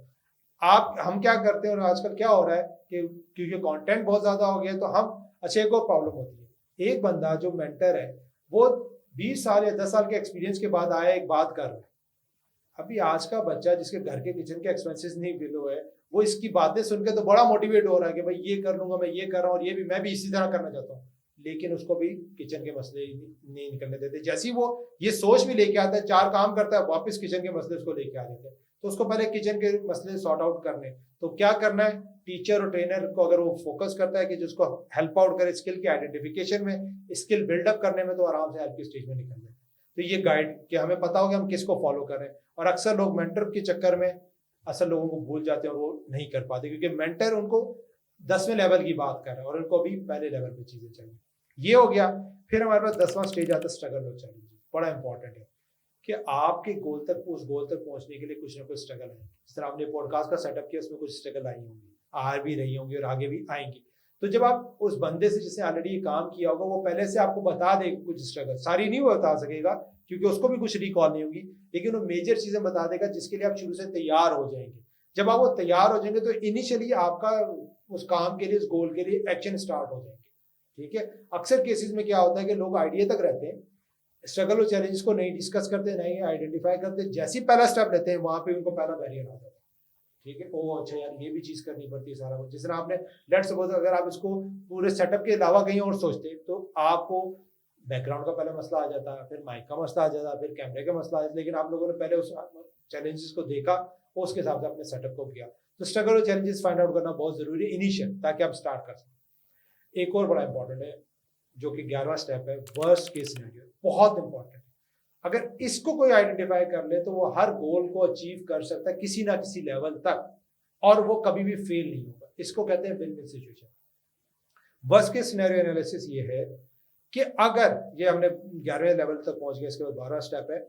ये 11 स्टेप है, आपने सारा कुछ इसके हिसाब से कर लिया, प्लानिंग, सारी चीजें, रिसोर्सेज, इन्वेस्टमेंट, सारा टाइम, सब कुछ निकाल लिया, लेकिन फिर भी एक एलिमेंट है कुदरत का, नेचर का, लक का, वो आएगा। ठीक है। कि दो बंदे सेम चीजें सब कुछ किया, लेकिन एक को लक फेवर दे देगी, एक को नहीं देगी। ठीक है। तो उस केस में भी आप कैसे इस सिचुएशन को विन विन बने, तो आपको ये आइडेंटिफाई करना है, ये सोचना है कि अगर सब कुछ करने के बाद भी ये चीज नहीं होती है तो मैं इसको विन में कैसे कन्वर्ट करूंगा, what do I get out of it. ठीक है। और ये पहले से आइडेंटिफाई, वो कहते हैं ना कि जब फेलियर आएगा देखा जाएगा, तब आप देखने के काबिल नहीं होते, आपको पहले से तैयारी करनी पड़ती है। ताकि जिस तरह मैं बुक की बात करूं, तो मेरे लिए बुक का वर्स्ट केस सिनेरियो ये था कि कोई रीड नहीं करेगा। अब मैं इसको विन में कैसे कन्वर्ट करूँ, तो मेरी पहली विन ये है कि मेरी जो डाटा है, मेरा जो कंटेंट बिखरा हुआ है, वो एक जगह पे आ रहा है। दूसरी मेरी विन ये कि मेरे पास अक्सर लोग अप्रोच करते थे गाइडेंस के लिए, सपोर्ट के लिए, तो मैं उनको हेल्प आउट करता था, लेकिन मेरा टाइम जाहिर सी बात लग रहा होता था। तो अब मेरे पास कोई आएगा तो मैं उसको ये बुक उठा के PDF या जो भी शक्ल में, यार ये ले लो, पढ़ लो, तुम्हारा फायदा हो जाएगा। तो मैंने इस तरीके से एक चेकलिस्ट बनाई कि वर्स्ट केस सिनेरियो ये होगा, लेकिन वो भी मेरे लिए विन विन होगा। तो जब आप ऐसे कर लेते हैं, और इसी तरह वो जो हमने इन्वेस्टमेंट की बात की थी कि अगर हम ये देख रहे थे वो 50 लाख उसने लगा दिए, लेकिन अगर वो ये एक दफा सोच लेता अगर 50 पूरा डूब गया तो फिर क्या होगा, तो फिर 50 वाली इन्वेस्टमेंट भी नहीं जाता, हो सकता 20 वाली में चला जाता, ताकि 30 अपना वो सेव कर लेता। तो ये एलिमेंट। और इसके बाद जो लास्ट हमारा सेट्स ऑफ लाइफ आ जाता है, इसके बगैर भी हम अपने रोड मैप के मंजिल तक पहुंचते हैं, लेकिन ये सेट्स ऑफ लाइफ ये है कि अगर आप इनको भी साथ लेके चलेंगे, जिसमें फैमिली सेट है, स्किल सेट है, एनवायरमेंट सेट है, माइंड सेट है, रिलीजन सेट है, हार्ट सेट है, इनको भी साथ साथ आप वर्कआउट करेंगे, तो जब आप गोल पर पहुंचेंगे तो आप फुलफिल्ड होंगे। जो अक्सर केसेस में होता है ना कि लोगों के पास पैसा आ गया या सो कॉल्ड सक्सेस आ गई, लेकिन वो सेटिस्फाई नहीं होते। वो इसीलिए होते हैं कि बाकी चीजों को सेक्रीफाइस करते, मतलब फैमिली के लिए निकले थे, फैमिली ही छूट गई। ठीक है। निकले थे कि जनाब हमारे पास 4 पैसे आएंगे तो हम रिलीजन की साइड में ज्यादा आएंगे, हम रिलीजन के एंगल से ऐसे काम कर गए जो रिलीजन से दूर हो गए। तो जब आप इन सेट्स ऑफ लाइफ को भी साथ साथ अलाइन करके चलते हैं और इनके ऊपर वर्किंग कर रहे होते हैं, तो जब आप गोल पे पहुंचते हैं तो आप फुलफिल होते हैं। ये पूरा जो है ना फ्रेमवर्क दिया है, जो आप किसी भी मॉडल में लेके जाए। आई थिंक ये बहुत अच्छा फ्रेमवर्क है एक यंग एंटरप्रेन्योर या यंग बंदे के लिए, अगर वो लाइफ में एक्सेल करना चाहता है या कुछ काम करना शुरू करता है। आपने बड़ा ब्रीफली इसको अच्छा एक्सप्लेन किया, ओवर द लाइफ स्टेप्स, क्या स्ट्रगल्स और ये इन चीज़ों के ऊपर। और आई थिंक अगर ये इंसान ये बुक पढ़ लेता है तो उसको काफ़ी चीज़ें जो आपका एक्सपीरियंस है 15-20 ईयर्स का, उससे ऐड जाके इन पे फॉलो स्टेप करते हुए एक सक्सेसफुल आदमी बन सकता है। आई थिंक यंग बंदों को इस रोड मैप को फॉलो करना चाहिए और एक काफ़ी अच्छी गाइड मिल सकती है। Thank you very much for your time. Mudassir, अगर आपका कोई पॉइंट है इस चीज़ में, अगर आप ऐड करना चाहते हैं तो। मैं तो ख़ुद काफ़ी ज़्यादा इस इंफॉर्मेशन से मुस्तफ़ीद हुआ हूँ और मेरा ख्याल है कि ज़रूर ऑडियंस भी हुई होगी। कमेंट्स में ज़रूर बताएं। अगर आप लोगों के कोई क्वेश्चंस हैं तो ज़रूर हमें बताएं, हम यूसुफ भाई को दोबारा बुला लेंगे और हम उनसे ऑब्वियसली कनेक्ट तो कर ही सकते हैं। हमसे भी कोई क्वेश्चन हो तो ज़रूर बताएं और अपनी राय से ज़रूर हमें आगाह करें। जो जो चीज़ें आपको लगता है कि हम और बेहतर कर सकते हैं, हमें ज़रूर बताएं। And we will be obviously looking forward to hear from you. Thank you very much.